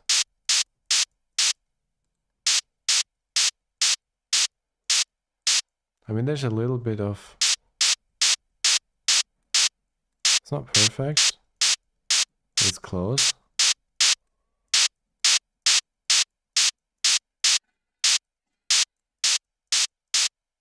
Okay. Now let's do the envelope.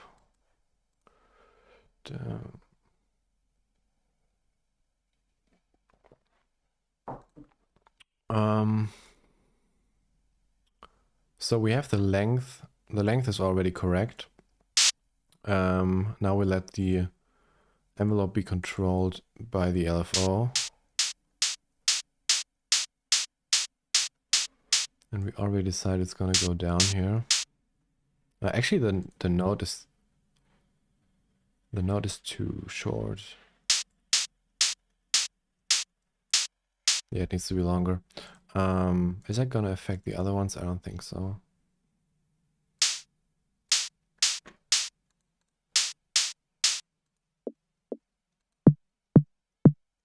Don't think so, yeah. Should be fine.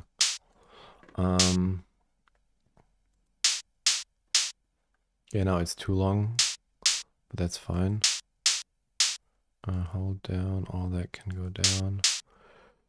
We want it to end. Where do we want it to end? Somewhere here.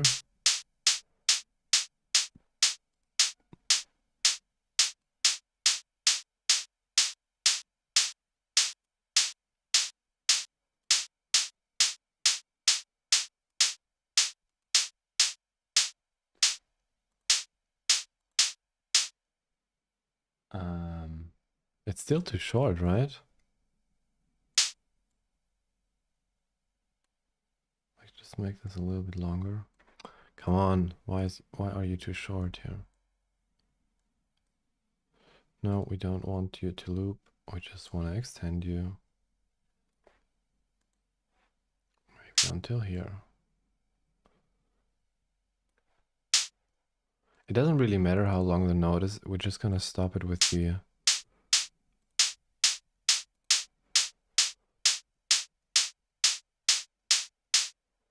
I mean, is it really going until here?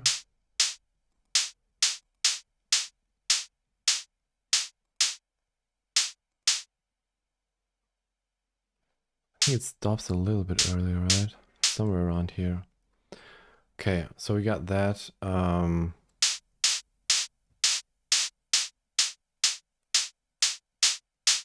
yeah, it's too quiet. Needs to be louder. More like that.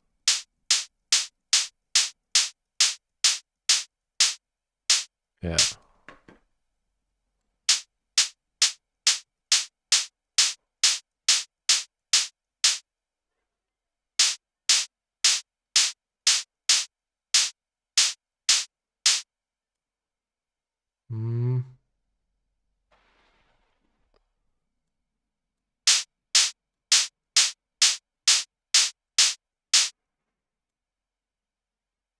There's like a sudden dip at the end that I can't get quite right.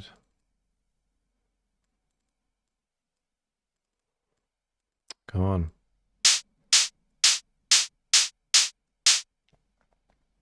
Because usually the shapes are more like that, but like here it's...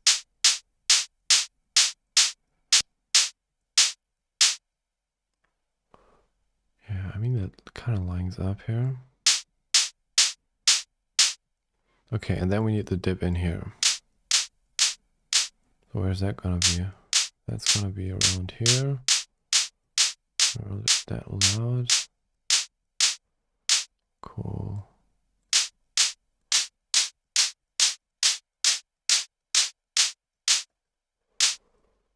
And maybe more like that. No, it goes from here, right? Oh, that's the problem, yeah. I had it a little bit more to the right. Too much to the right. Yeah, it should start somewhere here. It needs to be even more snappy. Why is that not snappy here? That looks kind of like shit. Like, I want it to be really snappy here. Like that part.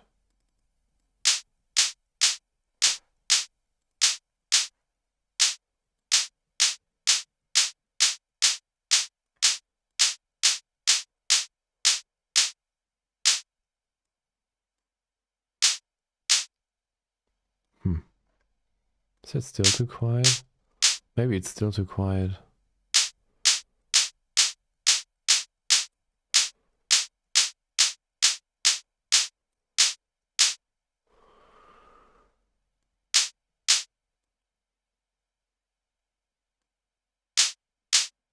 I'm gonna pull this down actually a little bit.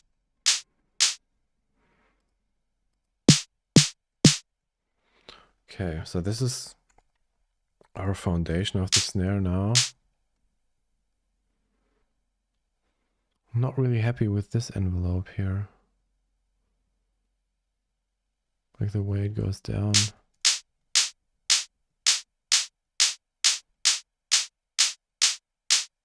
We may completely remove that once we figure out how the transient is gonna be. So let's compare that to our original snare. Not too bad. So we're not having these high harmonics in here. Because I decided to not include them. There's something with the pitch. I mean, I added the harmonics. The harmonics are there. They're just very short. And the pitch envelope is doing something here. So this might be a little bit different. We may have to play around with that. But other than that, it's pretty good.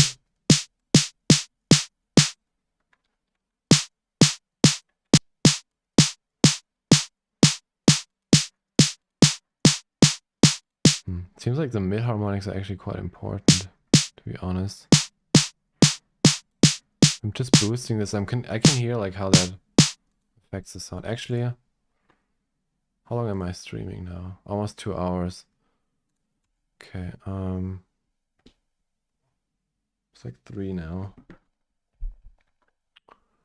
Okay, I'm gonna do the high harmonics.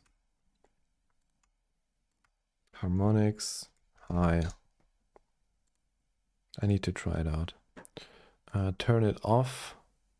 That one we want it to be very long. Actually, I want the sustain to be pulled up. The high harmonics, I wrote them down. I have them here. They are 707. Maybe not at this volume. Just gonna do that quickly. 375, 735. Oh god, they're super close to each other. 774 and 835.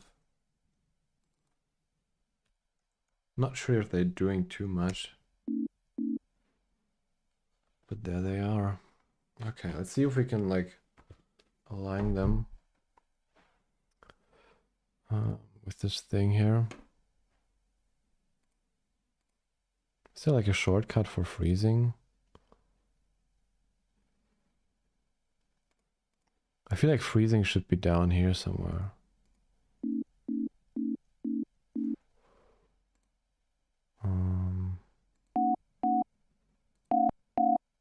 This one's pretty good. Nice.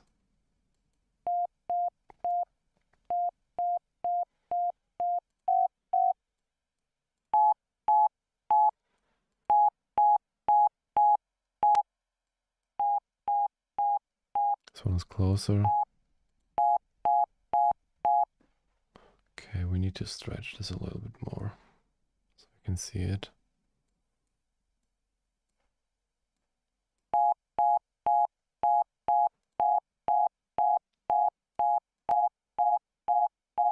It's too close.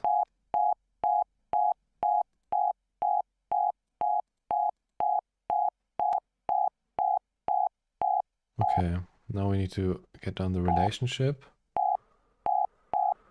Which is, this one is the loudest, this one is a little bit quieter.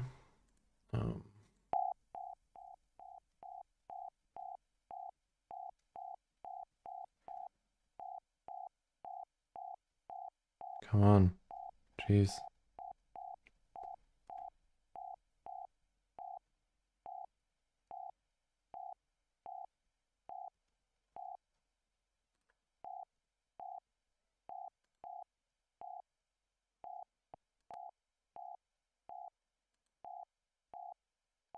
So that's about the relationship they have.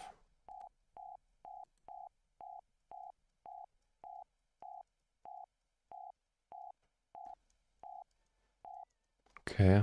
Yeah, so these are all our high harmonics. They're so fucking quiet.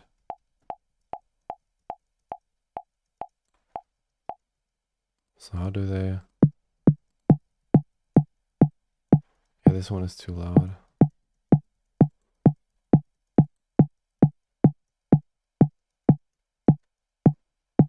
They need to be much shorter.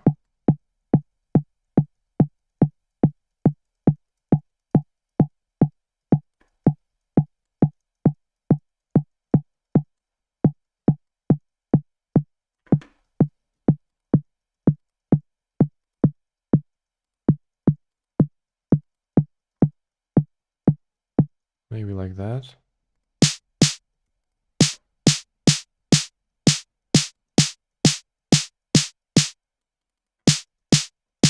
I feel like the highest one needs to be louder, right? Yeah, it does. Interesting, we almost have a snare, like... But can you hear what I mean now? Like when I... So this is just the body and the noise. And now I'm adding in the harmonics. There's like a nice mid-transient here. Actually, I think they're still too long here. Because I'm hearing them a little bit too much. It just adds a super nice transient. I also want to check the phase. Now we can bring this back.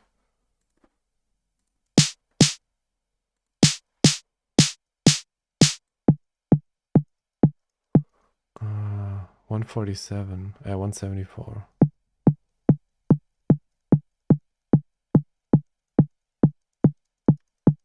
They're not doing too much bad stuff to the phase. I think it's overall pretty good. Oh, is that on random? Because the phase keeps changing. Okay, but they actually... Wait, they disappear. This is bad.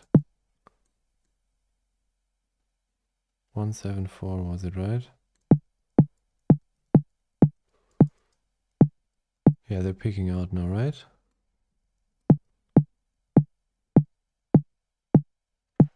Is that because I lowered the... Yeah.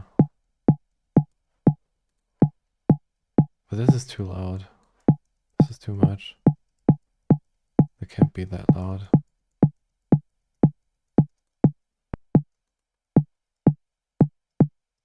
We can maybe make it a little more snappy. Just needs to blend in there.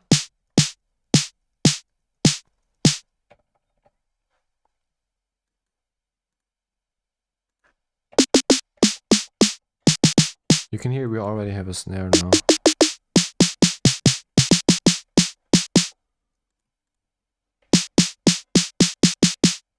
We still have a snare, but like just a little bit more open, punchy with the harmonics. All right. So that's good news. I'm not sure why that harmonic here is not picking out properly. That should be like the... Is that the mid harmonic?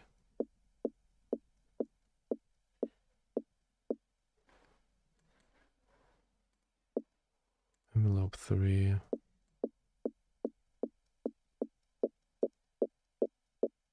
Should it be like that? Then it would be peeking out a little bit more.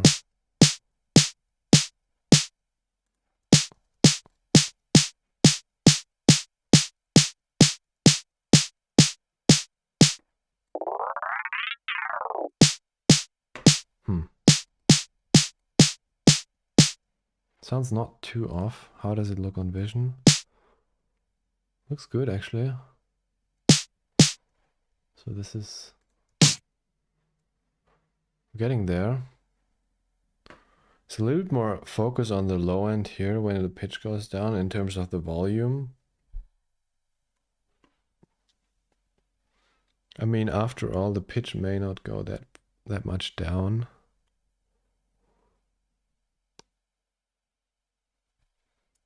I'm actually not sure if we have the pitch envelope that good. And here the noise has a little bit more activity. But overall, this looks pretty decent actually. The noise stops here a little bit earlier than here, and it's a little bit longer here.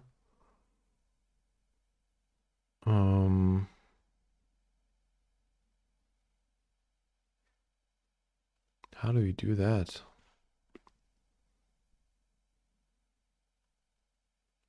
Yeah, the volume is louder, but that can also be achieved with like saturation. So I would be careful, like maybe we just need to saturate the noise a little bit more and then we get more activity here as well. And then it looks like we don't have a transient here. Like these are much more, these have a stronger color than these ones. So there's definitely a transient missing. But other than that, we're on a pretty good path here, I think. Let's also listen to, is there like sides only?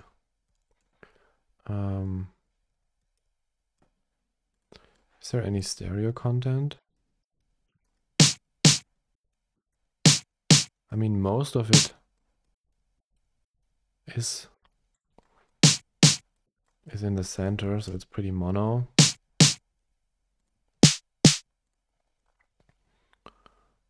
We need to really squash that now. I just want to make sure I got all the stuff in the synthesis right.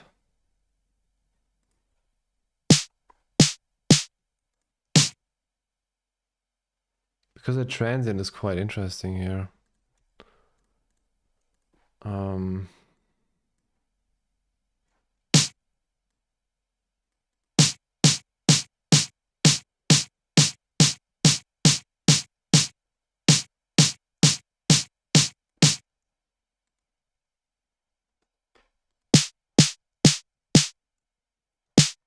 Like just as an experiment, how does it sound if we add that transient to our snare? Solo, mute.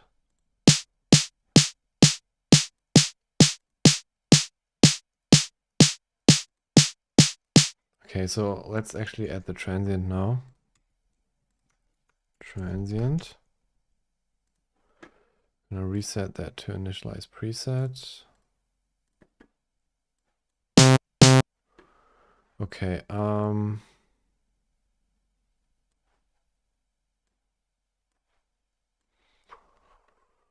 do we make a transient that looks like that?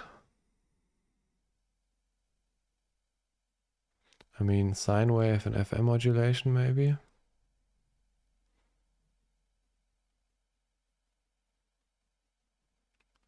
Seems like these are faster and then they become slower, so it like could also be like a pitch thing. How long is this? This is like, should show it down here. This is 1 millisecond. When does it become 2? So it's a little longer than 1 millisecond. So this is 1 millisecond. 1, 2, 3, 4, 5, 6, 7. So at 3.5, it's 1 millisecond. 1, 2, 3, and then so here's 1 millisecond. So how much would that be? So it's like 1.5 milliseconds basically of whatever you want to call it. Maybe a hold. So this is how long our transient is.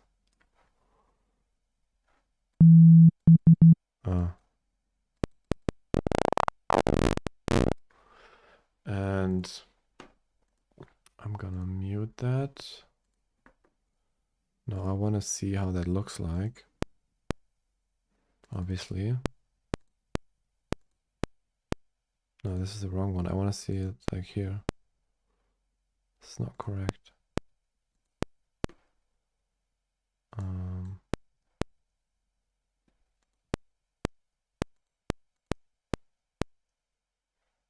Is that like... I don't get it. Isn't that supposed to be 1 millisecond? Like, what if I make this longer? Oh, the pitch is too high. That's why. Add too low. 1.5, right? Yeah, now we see something happening here. That doesn't seem to be right though. Oh, there we have it. We want to recreate this part here.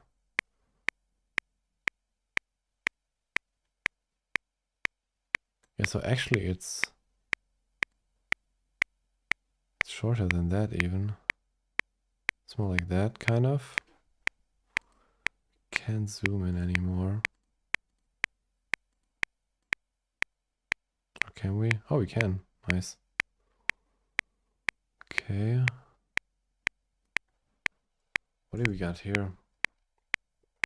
It looks like fast pitch.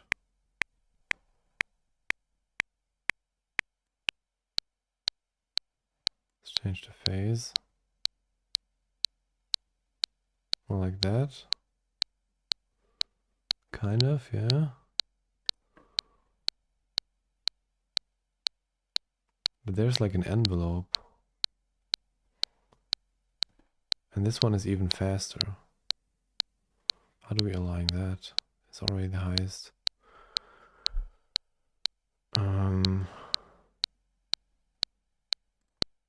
What happens if we FM modulate it?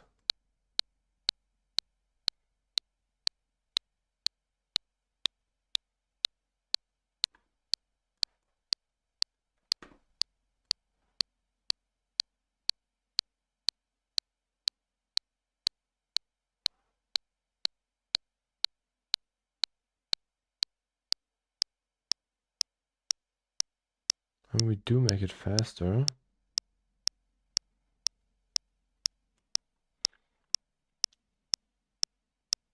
So what if we control the FM modulation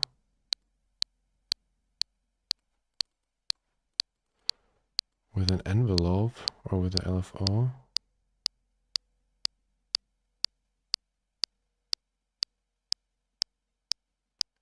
I think it needs to be faster.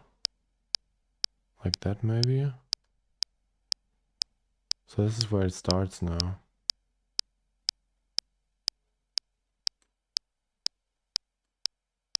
Maybe even faster. Like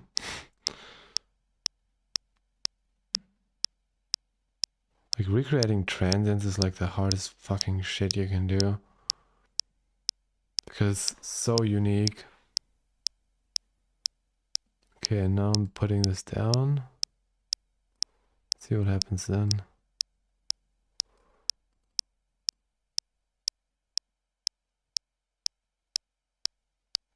Let's make this like a little bit more like that.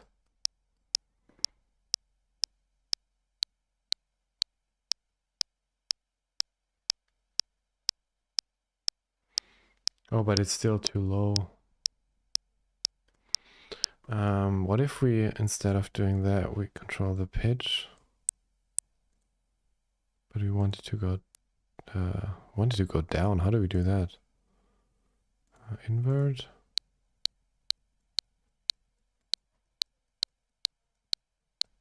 Does that work? Not really.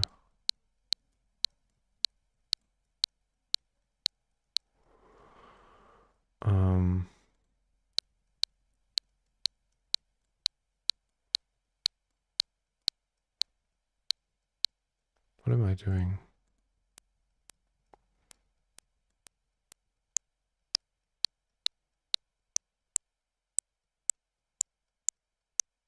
Can we like bring this down maybe by 12? Do it like this then?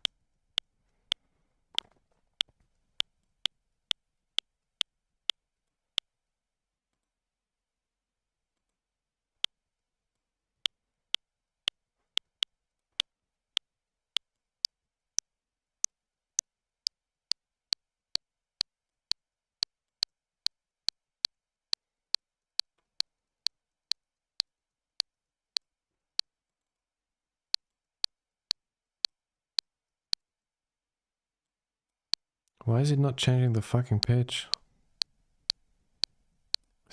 Or maybe it's too... Yeah, now it's changing the pitch. Okay.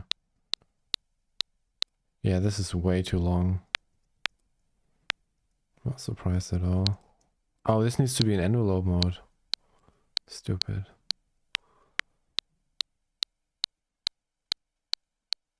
Okay. Yeah, this needs to be even faster. Like now we have it... What do we had here? So even 128, I think even this is too much here. Yeah, now we're talking.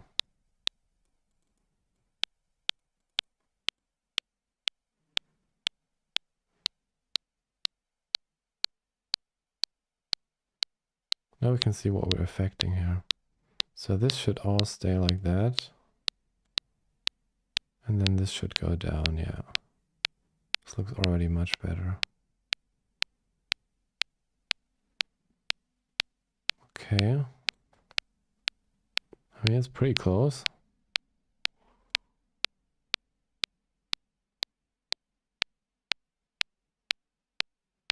A little bit shorter, 1.2. 1 millisecond, let's do 1.1.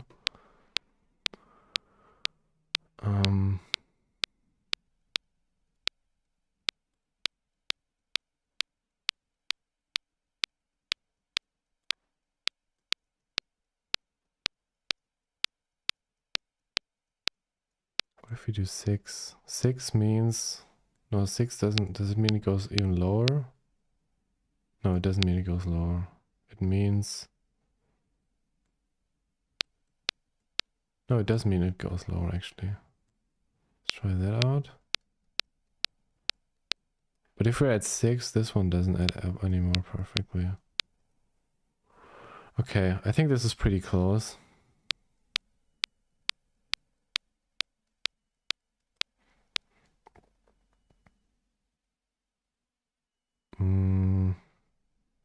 Kind of want to get this thing here a little bit more precise. Can we control the volume with that? So this can all... Wait. What is this? Why is the volume suddenly so low?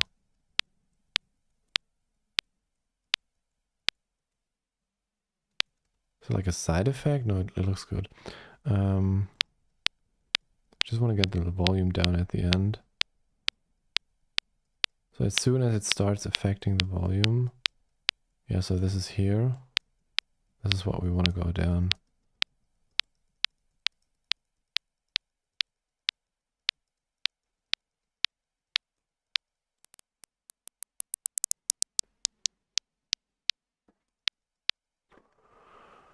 Okay, looks like we have somewhat of a transient here now.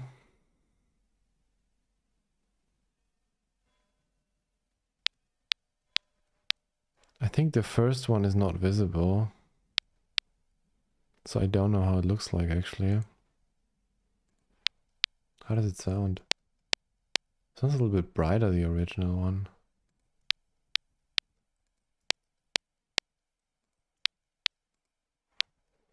Okay.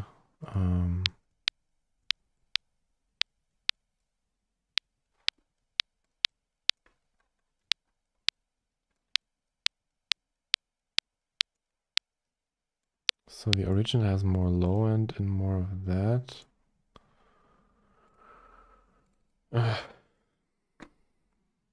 Maybe we can get somewhere close to a... I mean, it looks completely different on here.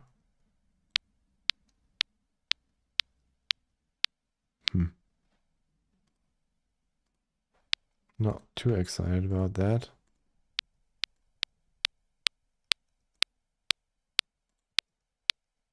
Can the distortion help us here?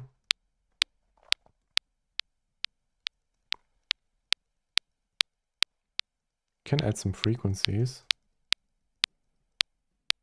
May not be the right ones, but at least some of them. It's a little bit better like that.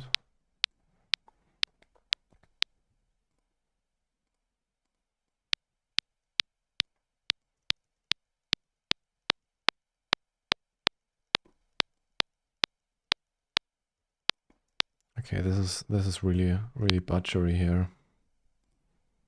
But I'm just gonna do it anyway.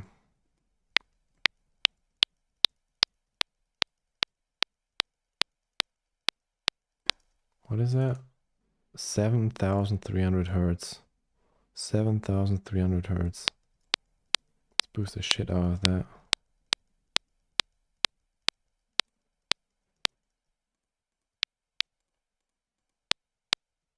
Looks quite loud. Okay, and then a high cut to get rid of these. But a very steep one.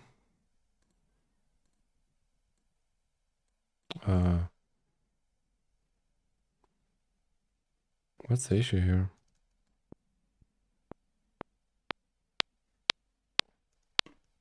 Doesn't work, right? It's taking out too much.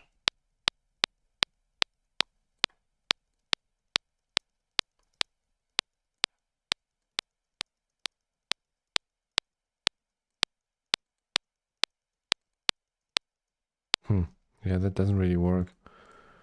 Okay. How does it sound with the snare? It's a really nice punch, actually. How does it affect the phase? No, I want...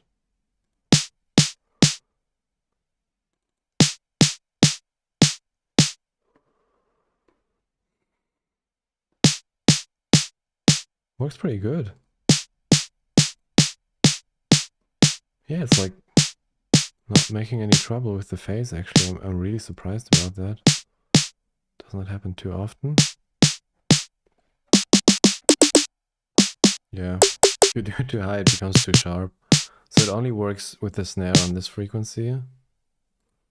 How is it in terms of volume? I think it needs to be a little bit lower, right? More like that. Yeah, but it's nice. It's like, so we have our transient, high harmonic, low harmonic, the noise, and the body. Okay, so here we have our surgical snare. Boom, boom.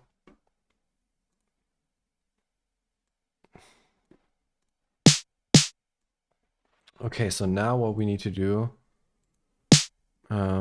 we need to compress and distort and basically we need to process the sound.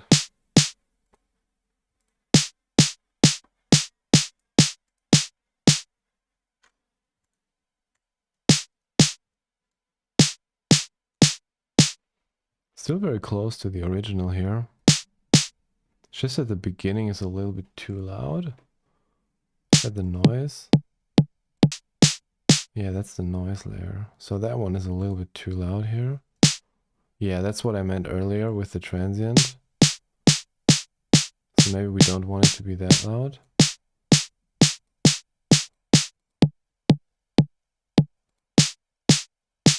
It's pretty good though. The noise is a little bit more active. Maybe we can add a point here.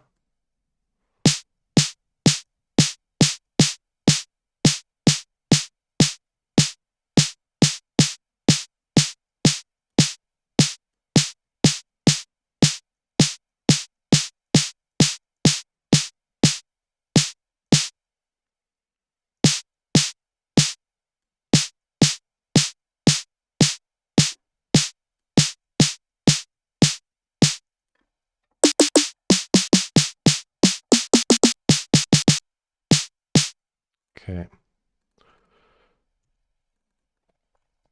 What plugins do I usually use to glue? I like to use OTT sometimes. It's kind of my first go-to glue always.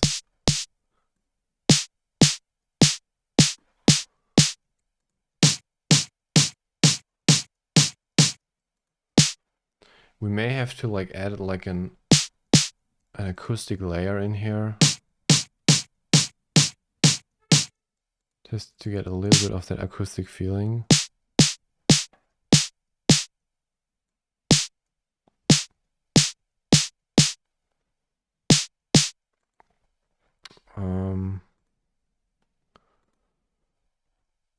I kind of want to keep this as a backup now. So this is our starting point. Duplicate V2. Serum, snare, sorry, V2. Let's forget about that one. And now with this one we can play around a little bit. So I still have the sense there's something not right with the pitch envelope. Just the way the pitch hits. Like I don't like this energy here. There's too much of the pitch thing is too loud. Like maybe the pitch is actually too high. So the pitch, is it our body? That's the body layer, right? Yeah. Okay, so the pitch is being too high.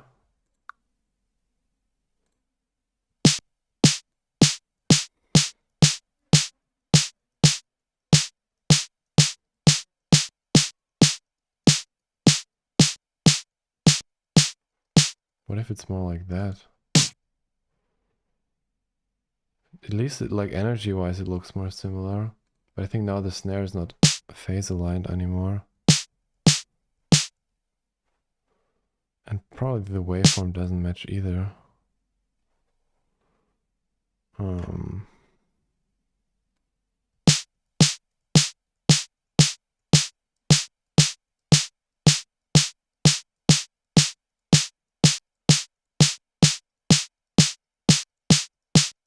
How's it supposed to look like?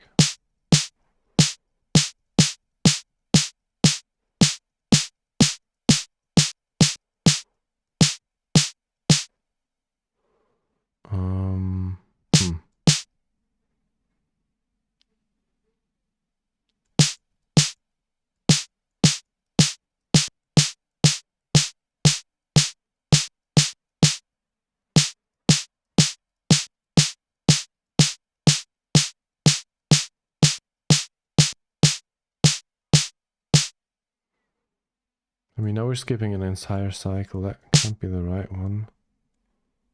There's one cycle here in the beginning that we didn't consider. Shit, I think we have to realign all the transients now again. I just want to make sure this one is right. But it's not. I mean, if we readjust the phase here,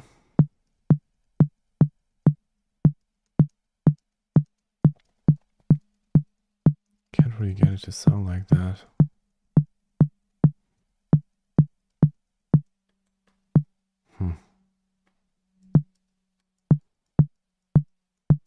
Like from here it looks good, but it looks like the pitch was higher before. How much is that now? It's like 7. Like what's that thing here in the beginning? I mean, that's not coming from nothing. And that's not the transient either, right? No. It's not the noise either. There's a cycle, a very fast one at the beginning. So I think the pitch being at 12 isn't wrong.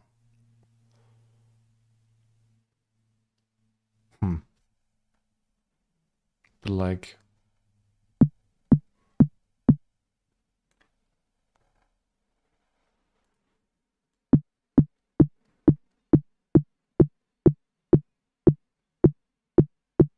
I mean, 12 makes perfectly sense in terms of the first cycle here.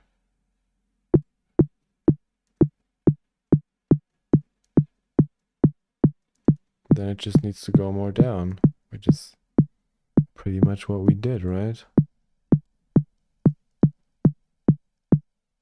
I kind of like that. So how did it look before? Let's just compare that with the other one.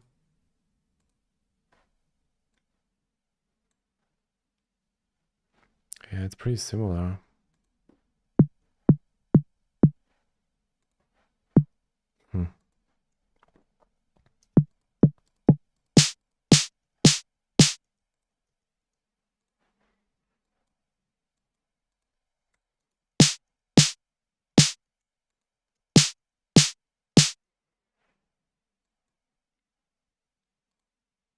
Let's have a look at the phase, how well that still is aligned.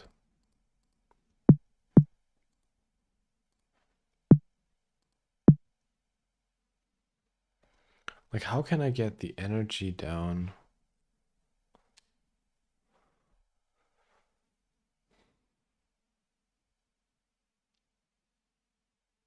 I mean, it's essentially just volume, right?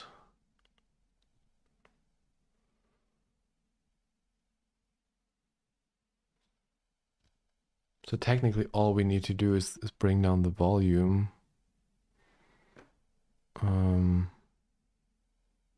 In the first seconds, kind of.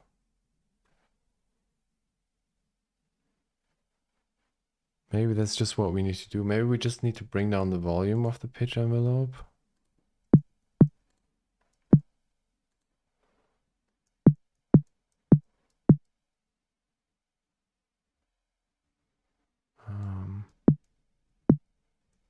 So that's a little bit too early.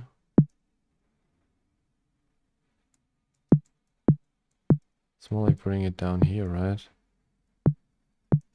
Or here. So that it's not that obvious. And maybe it also can start at lower volume. So it's more like that. How does that look like? Sounds kind of weird, to be honest.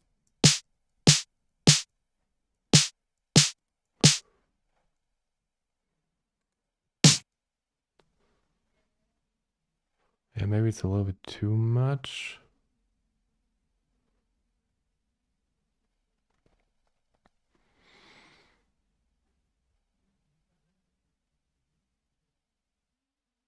Maybe we need to do it more like that.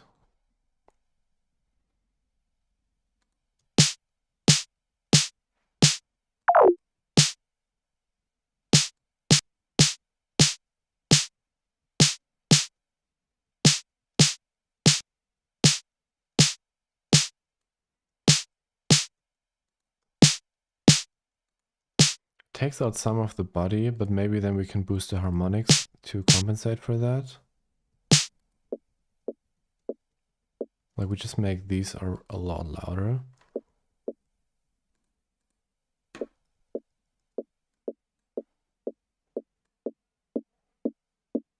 More like that.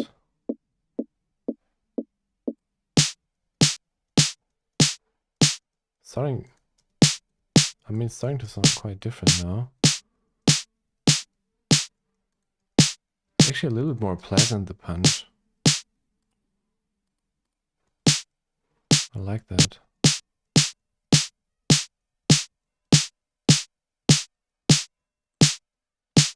Yeah, that's much better. But why is that harmonic not picking up? We had this problem earlier as well.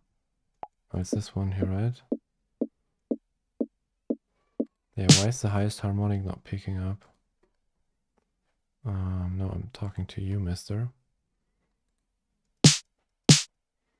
On the higher. Is that the highest one? I want to solo that. That's not the highest one, that's this one, right?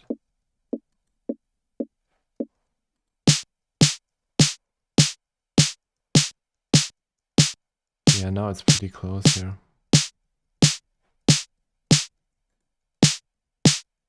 Oh, this sounds so much nicer.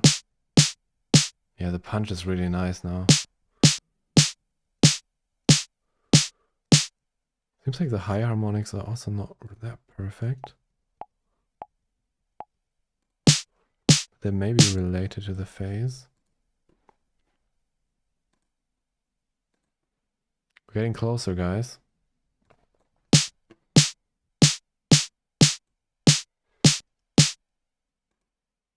So what was that here? 4 harmonics. The third one is too quiet, right?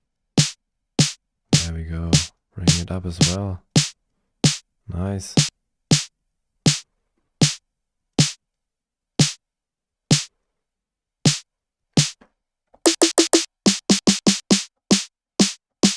Oh, this is a really nice punch now.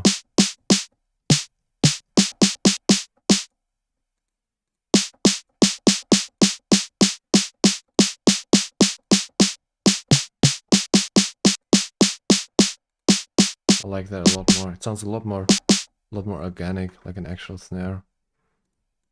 Much better than the pitch envelope.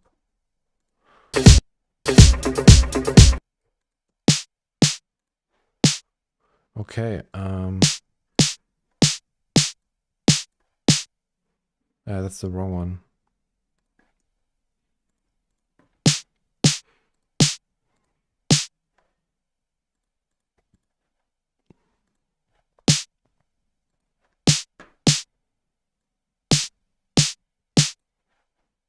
Kind of want to see, yeah, how does OTT affect the sound when we look on Vision? Low, high. Okay, so it's bringing out the transient and it's lowering the sustain with these settings right now. What if we change the time? It does it even more. So, and in the other way, I think we would get more of the transient then.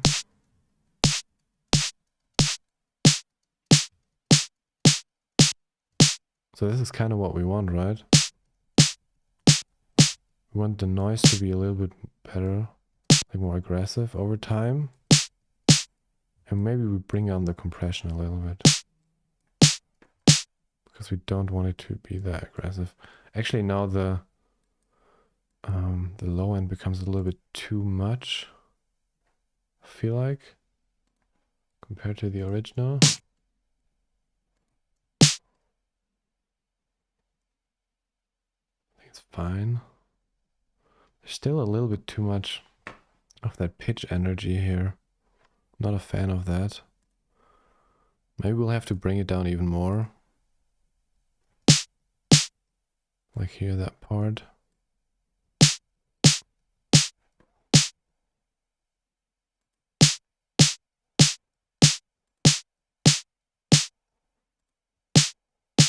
Means we have to boost the harmonics even more.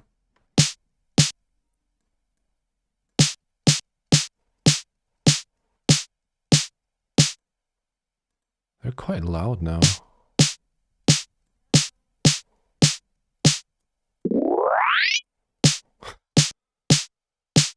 feel like they're a little bit too loud.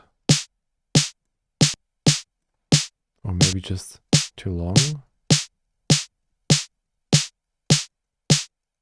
Oh, what I'm hearing is the high harmonics. Right, yeah, these are the high harmonics. Okay, these are fine actually. Oh, I brought up the high harmonics as well, of course. This is why.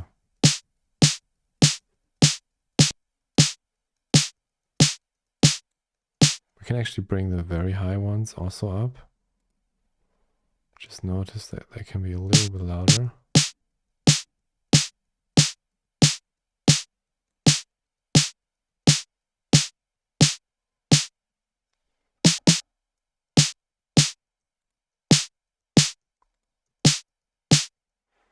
Starting to sound better. Let's have a look at our envelope shape.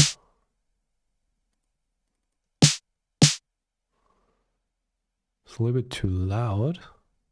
Oh no, it's too quiet actually. Okay. Why is that? Is that the noise?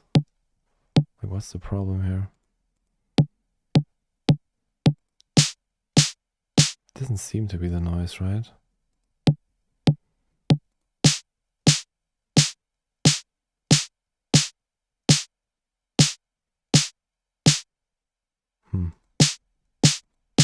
Yeah, the transient is a little bit too loud, or not? No, the transient is actually fine, right? Yeah, the transient, it looks fine here. So this is the thing we want to get a little bit louder. Maybe we'll have to do that afterwards now. Actually, using OTT is not that subtle.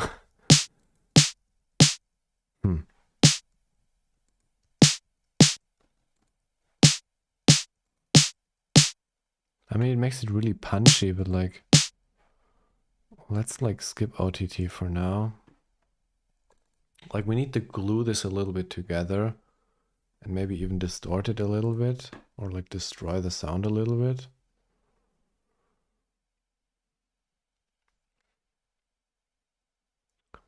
Like, I think saturation may work here, but you can also try slap.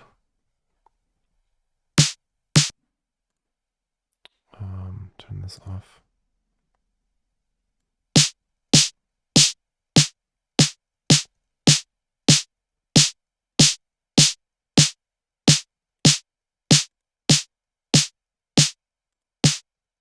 Look at this. This is so nice. Like, this is already a great sounding snare. And now I could also switch out the noise layer and instead pick a alpha NZ with stereo. Now we got a stereo snare. Pretty nice, actually. And I can control the stereo width. So like 60. So 100 is like 100% width. And I render these out with like 80%, 60%, 40%, 20%. So I can just make it a little bit stereo. This is completely mono. Or like pretty wide.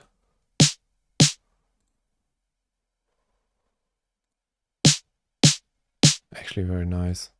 But I'm gonna keep it in the center for now. Actually, we can do like 20% maybe. I feel like I can use a little bit of that.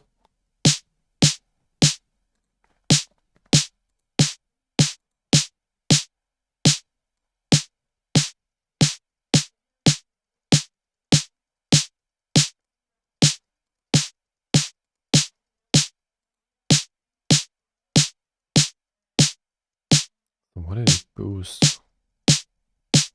There's actually something in here that needs to be boosted as well.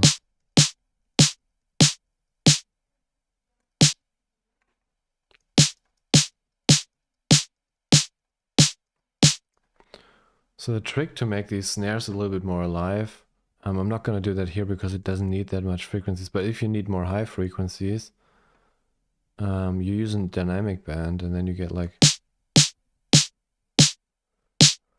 I think this is too much, but if you have like a few bands that react dynamically, you can emulate how the snare basically behaves, because you hit the snare and then the wires like ring out, and by that you're just pushing the high end at the beginning of the sound and then it goes down.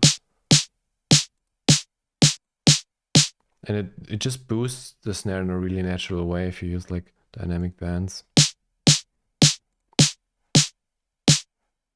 I mean, the snare sounds great, but like, it's not the snare we want to have.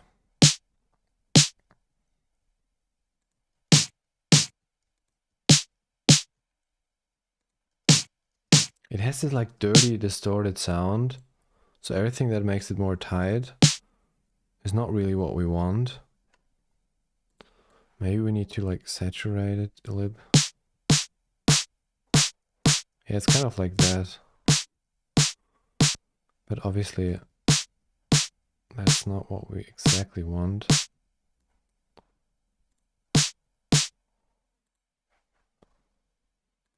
I think I need to take a break now. But I mean, the synthesis of the snare is pretty good, I think. It's just about the processing making it sound as dirty as this one. Maybe we need to like... We need to lower the quality somehow.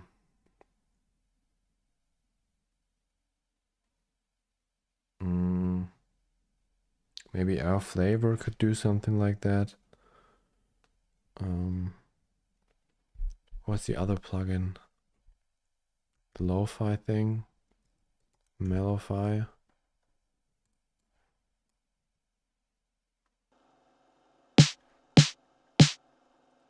What do we got in here?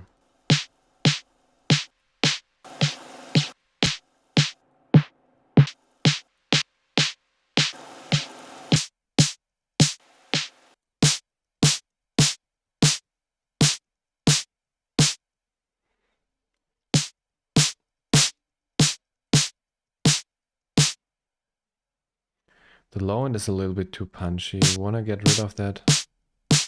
It sounds great as a snare, but that's like not what we want. The low end is it's just too punchy in a way.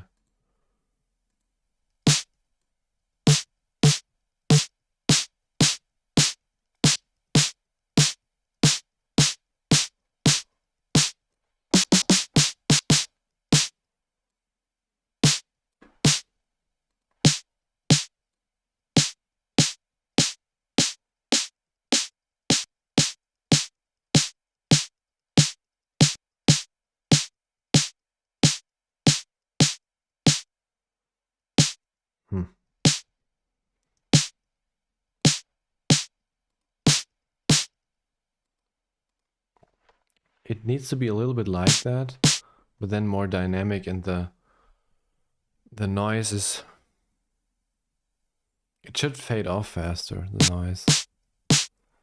I mean, it's a good starting point. I'll work on this later. Yeah, but like, that was quite a good stream actually. 3 hours, pretty nice. And I'm actually gonna... So there's not too many sounds in that song actually. So there's... What was it? Yeah, so there's a hi-hat loop. There's this acoustic kick, which is really punchy.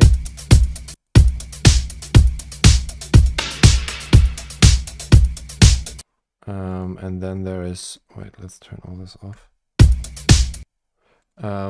Yeah, then there's like a...